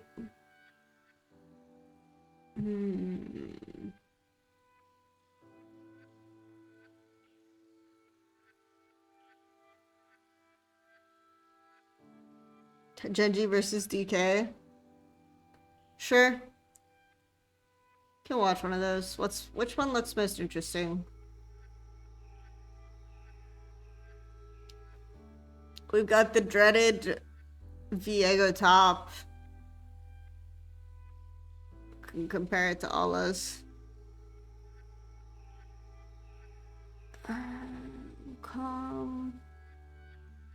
Question is, do I want to watch Syndra bot?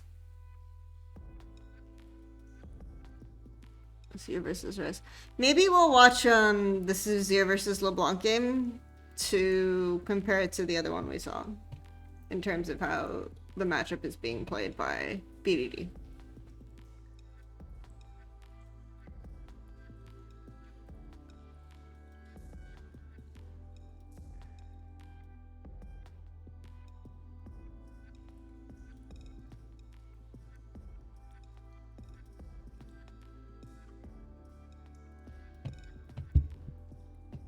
Now we get to wait. Okay. Okay, it happened. It's here. Hooray. Have to wait for the ad.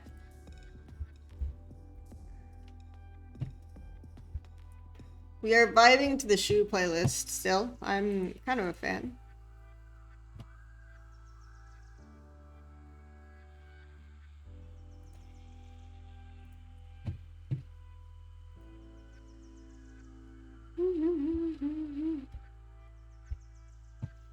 Okay.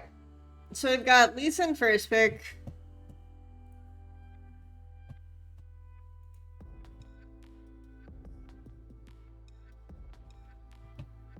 Okay, so this is a Trundle enjoying region. Got it. I haven't really seen like any Trundle in most of the games. Here is the Trundle. The early pick Trundle even. Varus, LeBlanc, Ashe. This is not too surprising. The Azir is the weirdest thing, right? From the POV of someone who doesn't watch a lot of LCK. They've had Jace. Yeah, Jace is annoying to deal with for Azir. But they banned Braum. Braum, I guess, is annoying for like Varus Q and controlling mid. But not the biggest threat, I would think.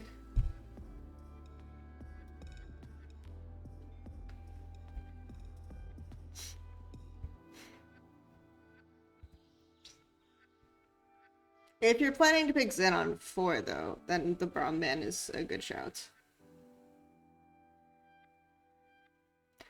Do you think they would like spare some engage, so Leona's getting the ban, and then they flex the Trundle support into the Tahm Kench.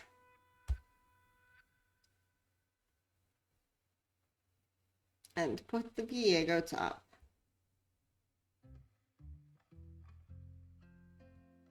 Sure. In fairness, in matchups that Viego can play into, this is one of the better ones. On the... Is this post-nerf patch? I think so, yeah. It's 11.15.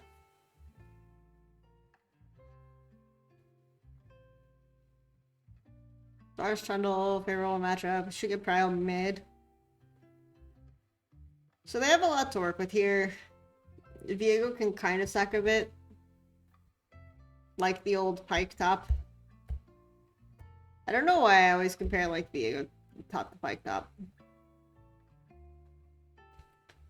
Just stealth, avoid dives, and then eventually you just get a fight where you get a reset and you're suddenly snowballed. It's pretty much Pike top.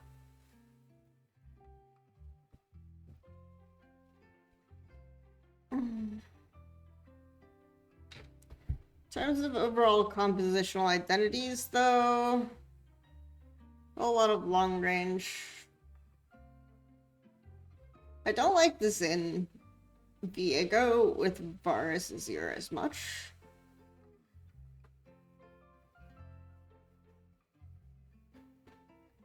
Kind of would look for more frontline.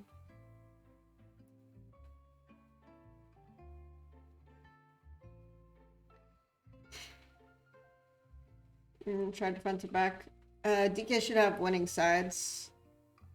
They also have Tahm Kench for slight rotation.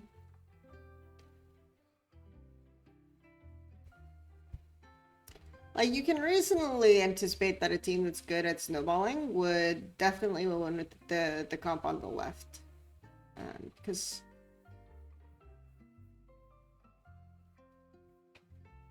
you have a more winning mid 2v2. Like, this is the matchup we talked about before where Azir wants to play this mid lane volatile, so that LeBlanc can rotate to skirmishes.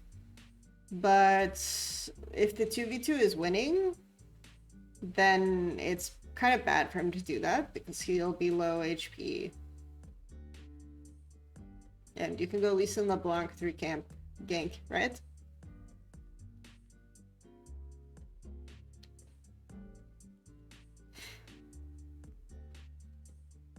Life should be able to control Rush, but they leashed again with Varus Trundle. Ashe wins versus Varus level 1 though. but I think like with Trundle you can control brush.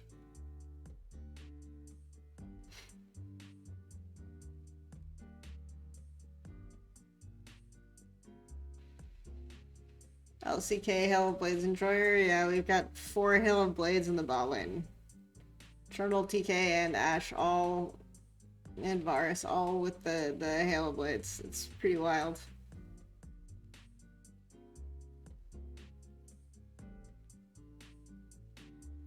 Oh, go for the passive stack.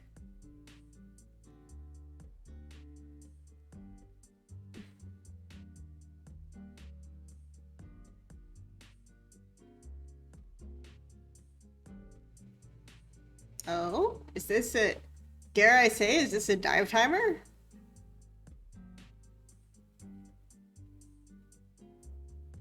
They're hard crashing this wave. And you could think maybe they'd look for a 4-wave crash and let Canyon do an extra camp, like that would be an optimization that they could have. But in general, this is the kind of shit that I've been calling for the past, like, 3 VOD reviews and no one does. So I just stopped calling for it. But yeah, I would think that instead of just like forcing the wave and using DMAT, you let Lee Sin do 1 more camp and then dive on forward.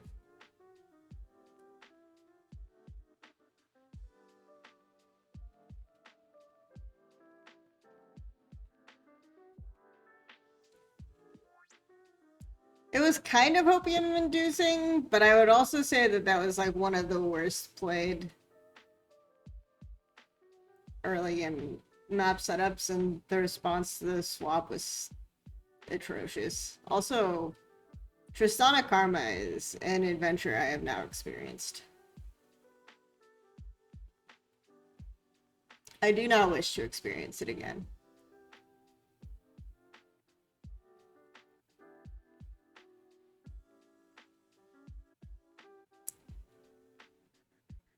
But yeah, we did watch. Bertle was the first thing we watched.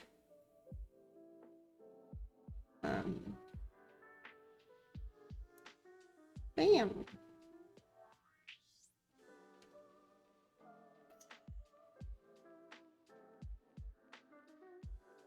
Not on Aurelia. Is his Aurelia particularly good or bad? That one might have to be off stream since I've had to kind of go at a.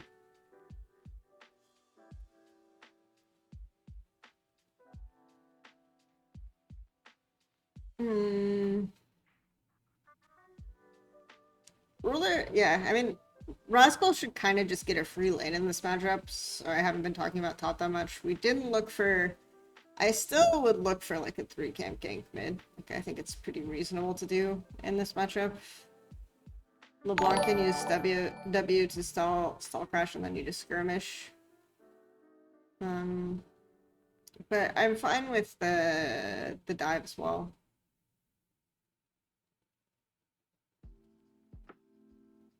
Actually, that's a point. I kind of want to see what happened mid because I wasn't really paying attention. Despite looking for this thing that I wanted to see. I would... See, in this situation, Jensen would TP bot. Throwing that out there.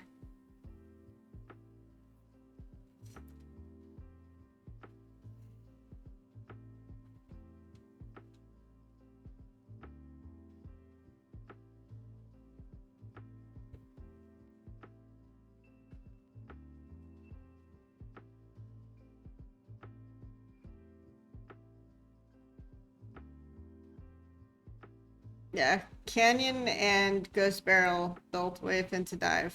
We have now finally seen a team do it correctly. In our long VOD review adventure.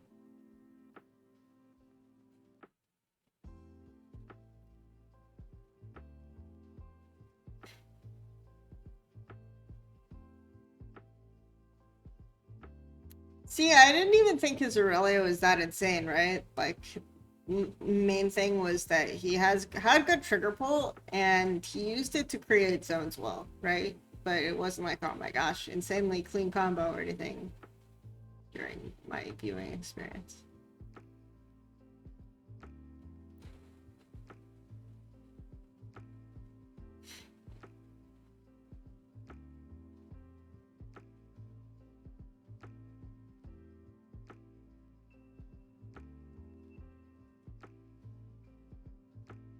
Barrel walking up, but I'll check out a non-Aurelia barrel game off stream probably then.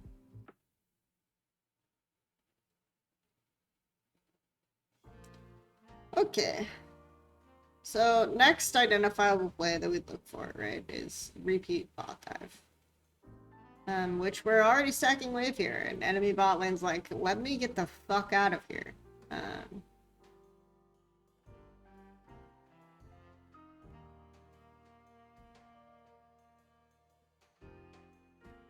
But if they just walk back on this timer, it's still a dead angle. I'm just throwing that out there. But they have Xin pathing for cover. Nar has TP, but Nar has TP on a mega window as well. So this could be a very successful angle anyway. They'll just do stack wave into Drake, so that's fine.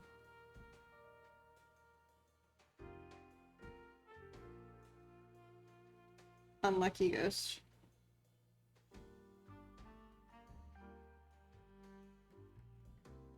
Shoemaker now winning mid. This is the Shoe playlist, and we're now watching Shoemaker. Appreciative.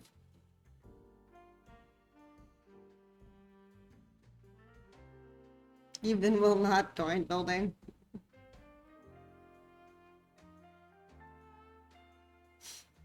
Okay, we got Waven topped. Con shouldn't need to recall here.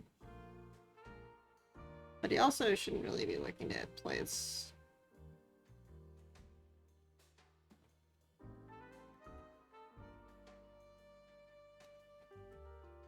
I like the optimism for the 3 longsword build from Varus.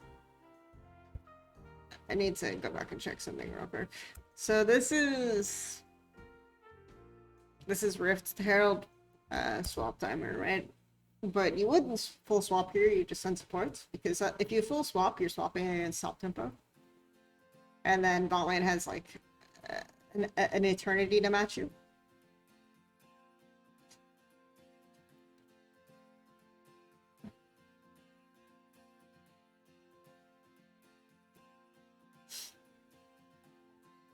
Oh my gosh, they foiled the legendary BDD ult. It has been foiled. How can you do that? How is that allowed?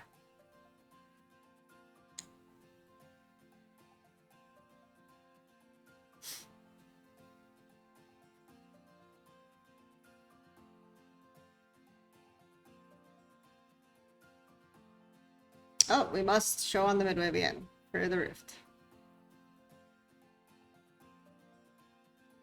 They full swapped, unironically. Like I said, you should not full swap for this.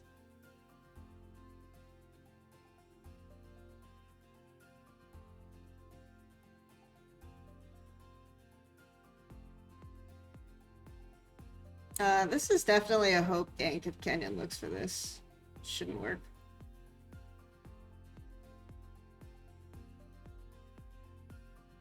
Zoning off. Nar can rotate first. Nar has Mega. Nar no longer has Mega, so if GenG want to force fight here, they should.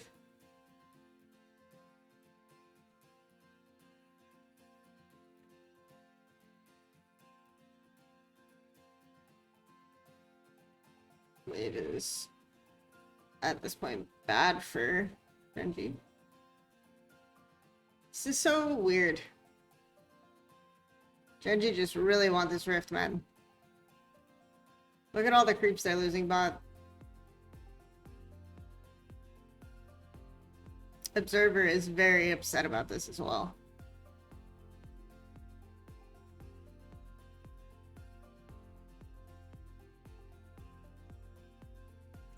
What is this Rift Herald? You've just been here for the past like 2 minutes, minute and a half.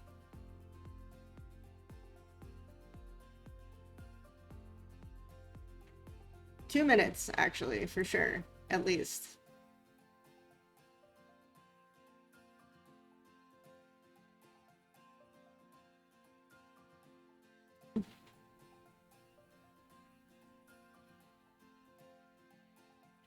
Building waves into dive 5v5 Herald. Hey, that was Damon's Rift. Like, basically, GenG were just there to be annoying, but they were losing so many creep spot for it. So, it doesn't really... They ended up losing out for it instead. Like, there was... I feel like there wasn't really a universe that Damwon can reliably... That GenG can reliably fight for it with Varus. With like a Varus that's behind in Azir. Also the fact that if they full swap... Because it's a state of top wave, you have as much time as possible to match as Ghost Barrett. So you just push out the wave and you match. If top wave was pushed out for GenG, then they can full swap and not really lose much, just have numbers advantage on Rift really easily. So that's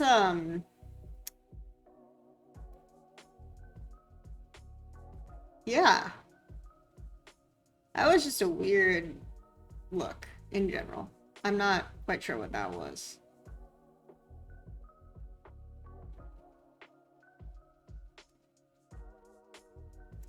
I'm fine with them sending Life, right? Life can get, like, advanced vision. They can try to pull it when TK isn't there. You can send Jungle to fast play on top lane. And then see if you can pull like that. So that would be the way that you would play it if you actually wanted to contest. But they just full swapped and stood there.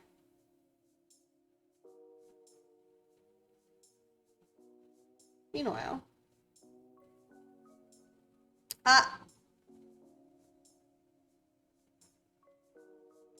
Missed. I just want to see this play again. Mininar Rascal's Tabis.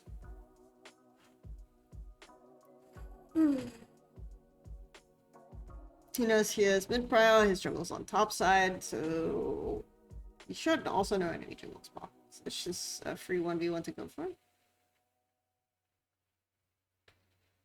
Okay. GenG is here, built different.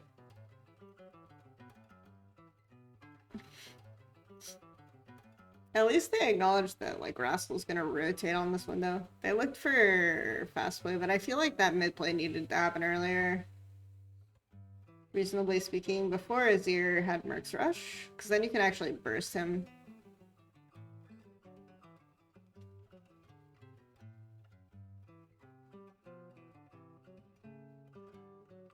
Welcome back, Winter.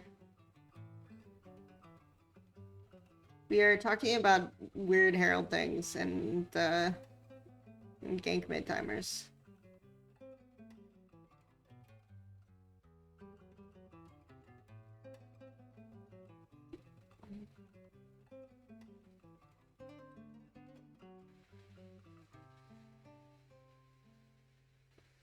Where did he go?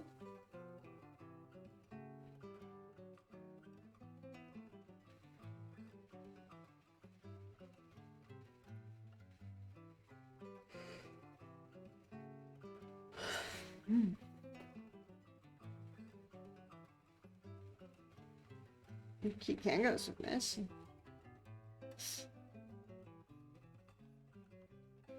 Could also go CDR boots.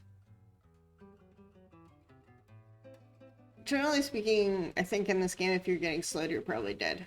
So swiftness isn't gonna help you that much. So maybe CDR boots are alright.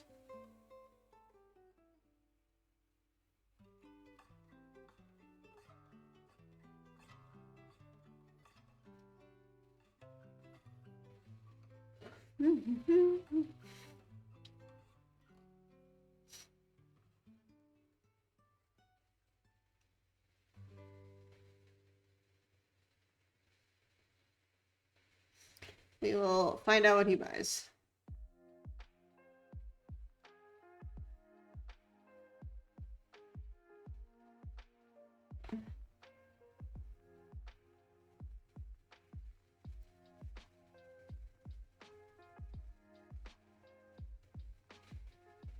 Oh.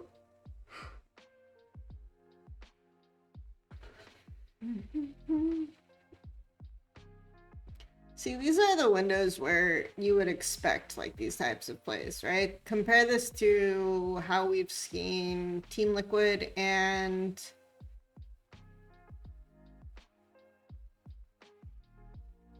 GenG set up their dive plays. If they have them, like the wave states are very different, right?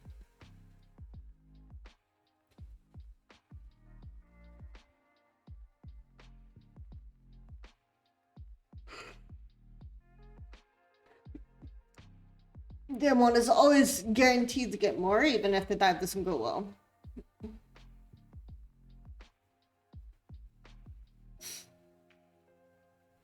And we're slow stacking a bot wave and able to shift hard into bot, while being up tempo with Rascal catching top wave.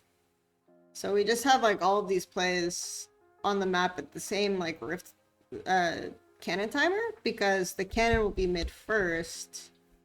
And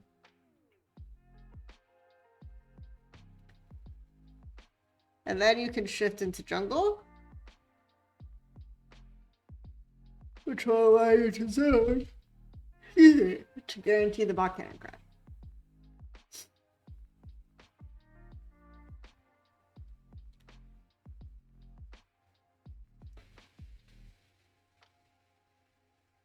And now, because we got a lot of tempo from bot side, right? That's them one. We're assuming someone has to address the bot wave, which makes Rift Help pretty free. Okay, let's see this play.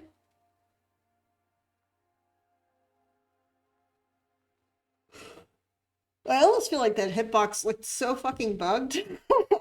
Like if I am Viego, I'm pissed. There's no way that Neural hit me. Bugged hitbox. Fuck you. Fuck you, Con.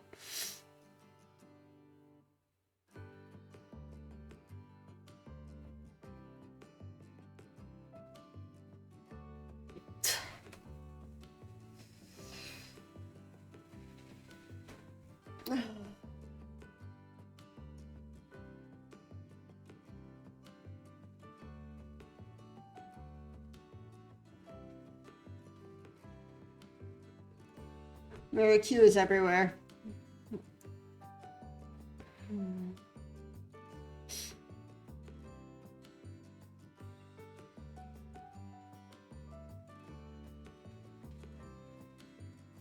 That's what we call hedging, kids. Hedging has become like a weird meme on the stream because the first day chat brought it up. I had not like talked to Peter about his seminar terminology, and so everyone was memeing it.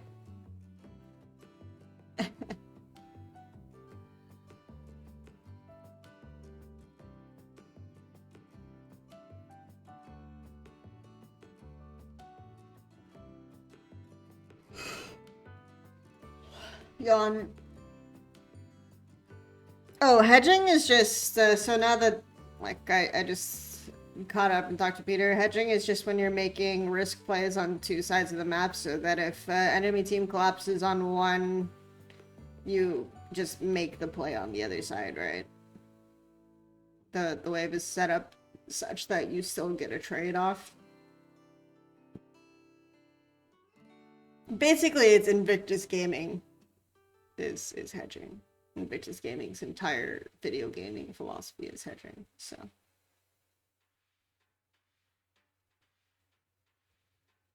Which is why we talked about how Ning was falsely maligned because his job is legitimately hard.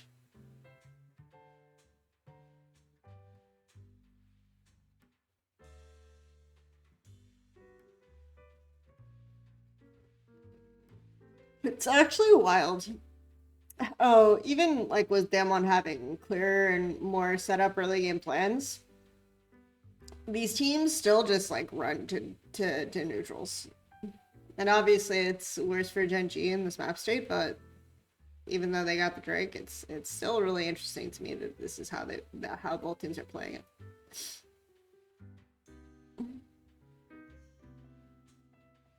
Like, Damwon have an obvious advantage on any neutral contest just because their champions like are spiking harder early. Azir is still not fully at the point in the game where you would expect this champ to be relevant, right?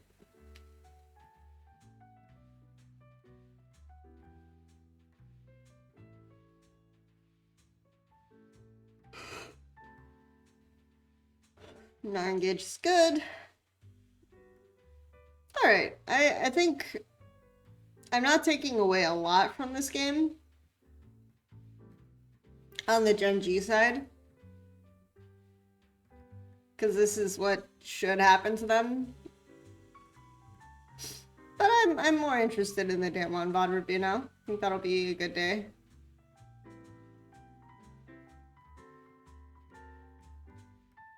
Like, they're basically doing the same thing.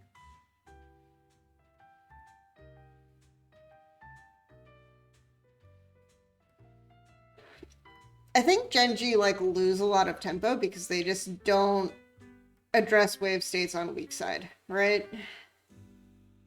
So they don't have the option.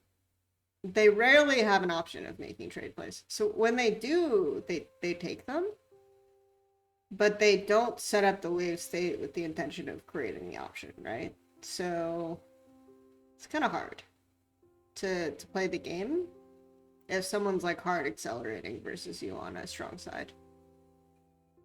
So they don't have a lot of options there.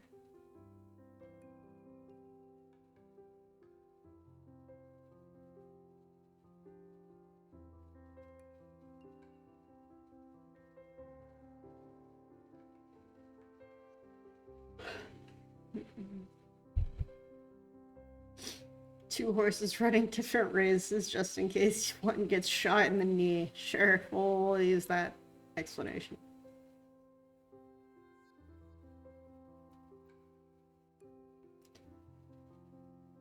All right.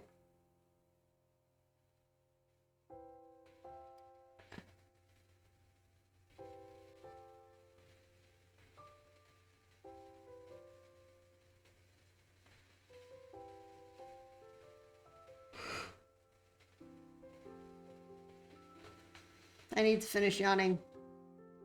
Okay, we can finish this game and then I'll head out.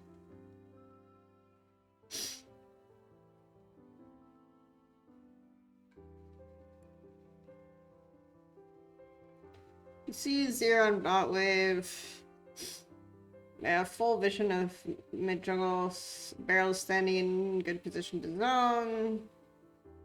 This is just pretty like basic gameplay that's well executed, right? You don't have to do anything more than this.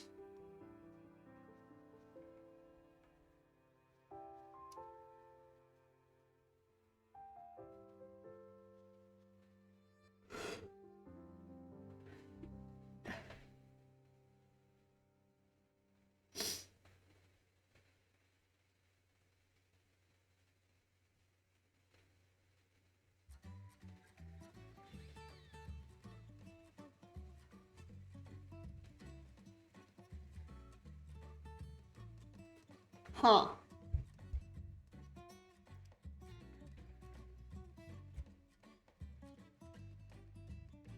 So this shouldn't be a thing. CUTP. Play for fight.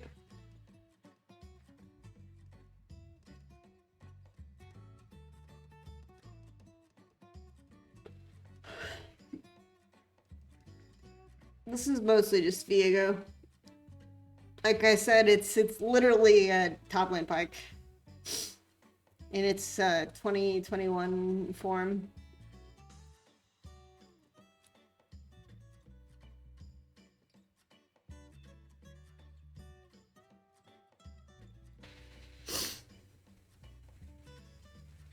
Yeah, the review, I think there's been some surprises for me, right? Like a lot of teams comparing this, a lot of people comparing GenG heavily to Rogue, saying that they do nothing. I think that's a bit inaccurate.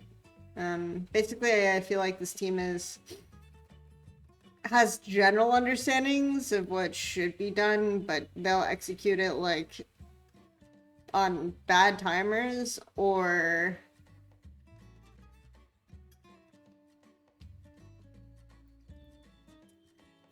by bad timers either like as much as fucking 5 minutes later than they should have, and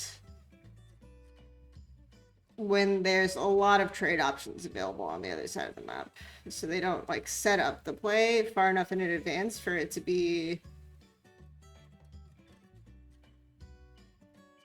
optimal. Or they'll do like dives on one wave, stuff like that that we saw from C9, right? Let's see. I'm not quite sure why a lot of productions have taken to showing replays in this kind of zoomed in level. It looks kind of cool, but you also realize that the character models are just extremely pixelated and not attractive when they're zoomed in like this. So there's that.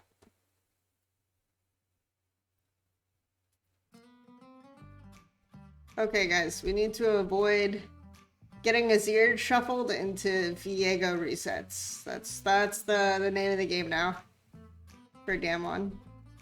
I like how this is no longer a GenG VOD review. But that's legit how GenG are going to win this, right?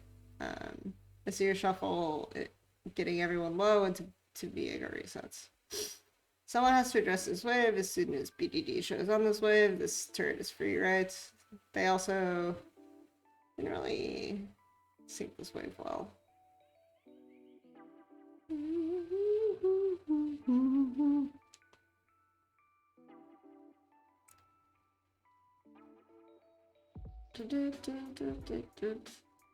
And Clint is the weirdest player on this team, I think.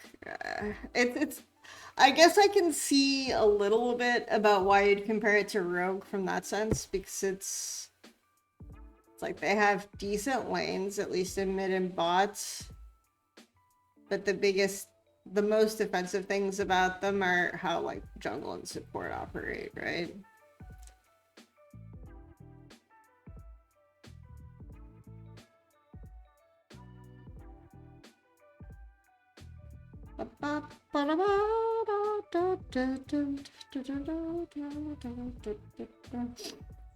Yeah, I don't know. We'll probably watch multiple parts of the T1 Damwon series for both of those VOD reviews, which will be in a couple weeks. The next one's going to be Beyond Gaming. It'll be really interesting. I'll try to get someone to come on for that. And then we'll do the play and team power ranking.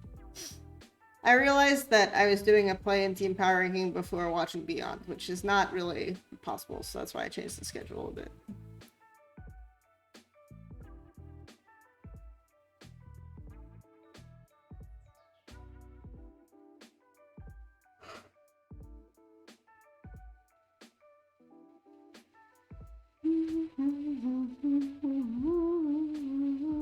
I can see if Clement will do it.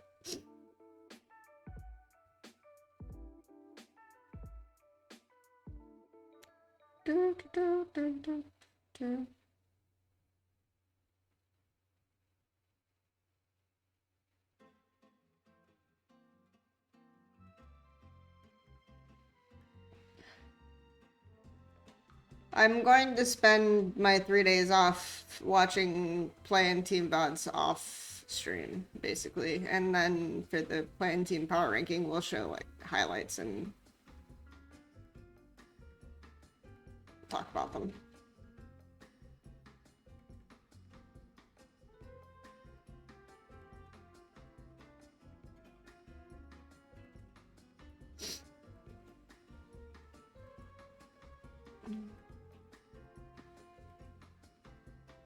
because I'm not gonna... I will tell you guys this, spoiler, I am VOD reviewing more than these like 4 hours.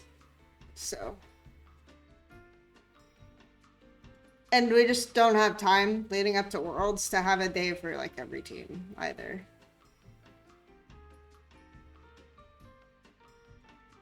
Imagine the memes I could make.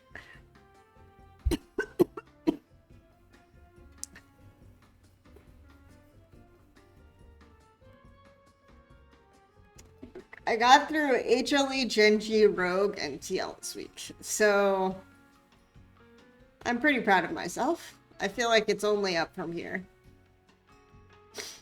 I like how I've completely stopped watching this game.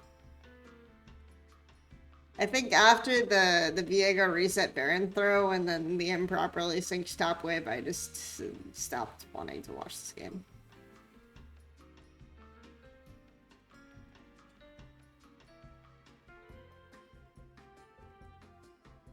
Okay, we are dropping Dragon to force Baron. Waves are moving into the base that have not, once again, not been addressed at all by GenG.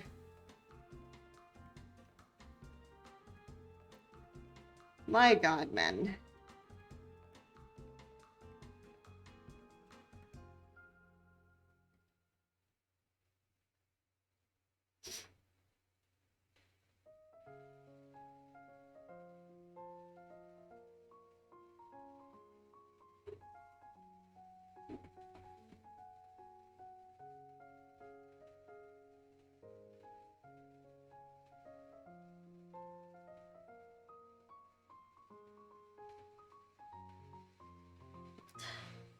Why doesn't Scorch count as proc for Phase Rush?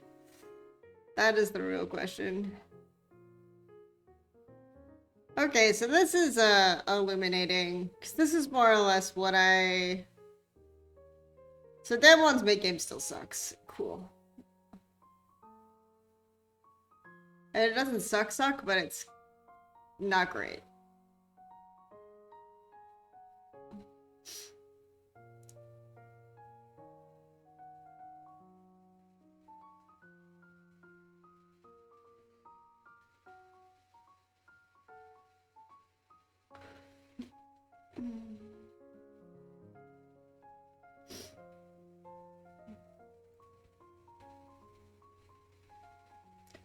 Yeah, it has never been good. It was not even good last in spring when they didn't have an early one, so that was fun.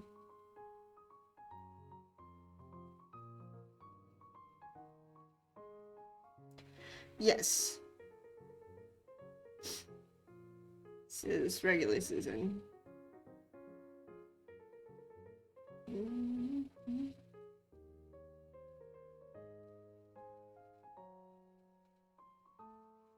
Pog, this Ash is insane. She's just not dying.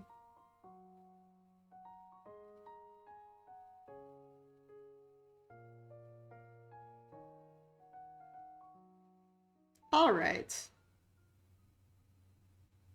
We actually do have 2 synced waves. Baron buff on one of them.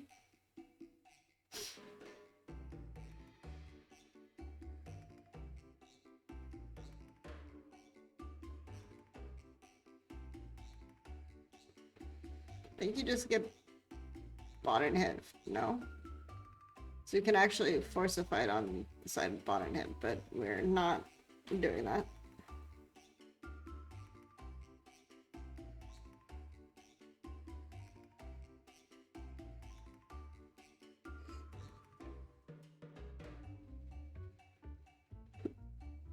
We're not setting up bot wave after Baron. We're shoving waves that will not be cleared, so will just be cleared, so that's cool. I'm fine with it. We have 1 Baron buff, so this is the most we can achieve.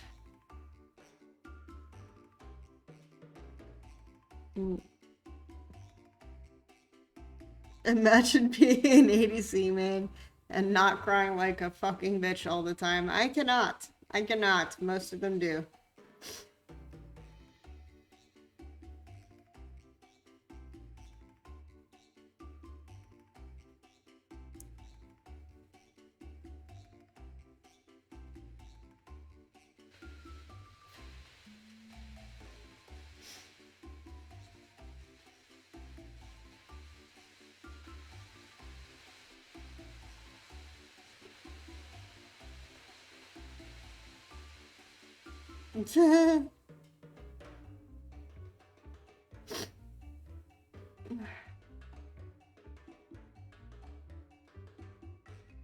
Yeah, this is a very off-topic stream, especially when we get towards the end of the VOD review. I just stop focusing on anything, as you can see here.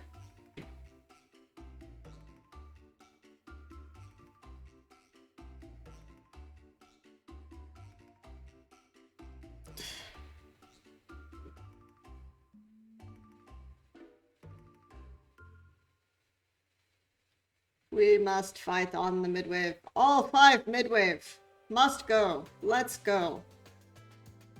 Hooray. Especially when our comp relies on picks, we must all fight on midwave. Our comp relies on picks and flanks, so we will all fight on the midwave. Okay, nice gnarly.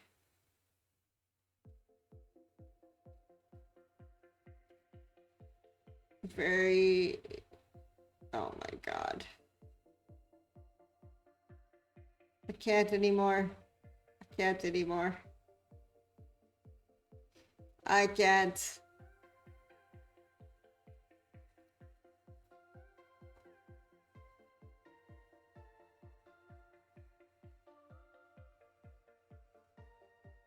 Yeah, I mean, I think with that, I'm done.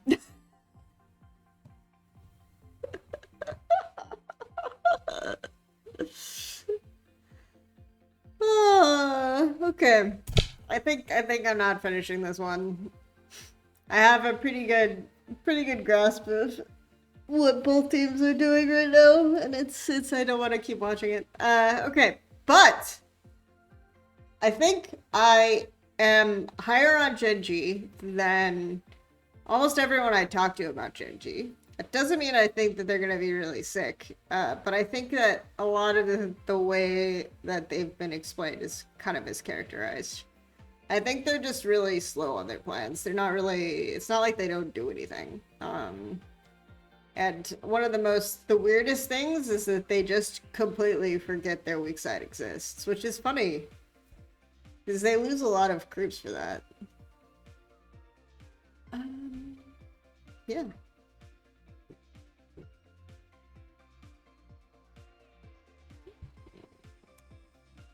Show the new viewers mind control. I'm excited to do the DK VOD. Oh, fuck it. Fuck them. That'll be fun. Good job, GenG. Good job. I don't know if they make it out of groups. It'll actually depend on the group they're in. I could see them losing to like C2 teams from other regions. So we'll see.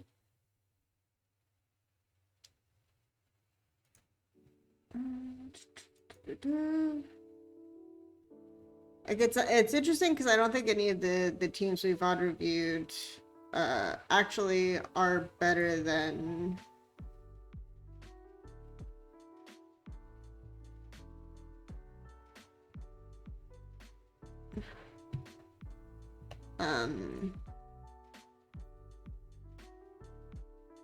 yeah, I'm coherent. Anyway, thanks for stopping by the stream. When is EU Masters? Because I think this is the latest I've gone for a while. Is it on today?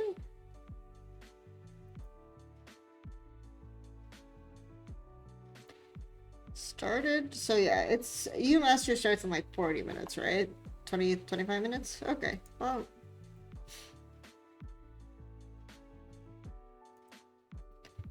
Well, EUM does not conflict in time slot with PG, so it doesn't really matter. Anyway, I assume a bunch of you are gonna head over to watch that, so that'll be good. And then, of course, Proving Grounds is after that, so a full day of League of Legends. Everyone have a good one.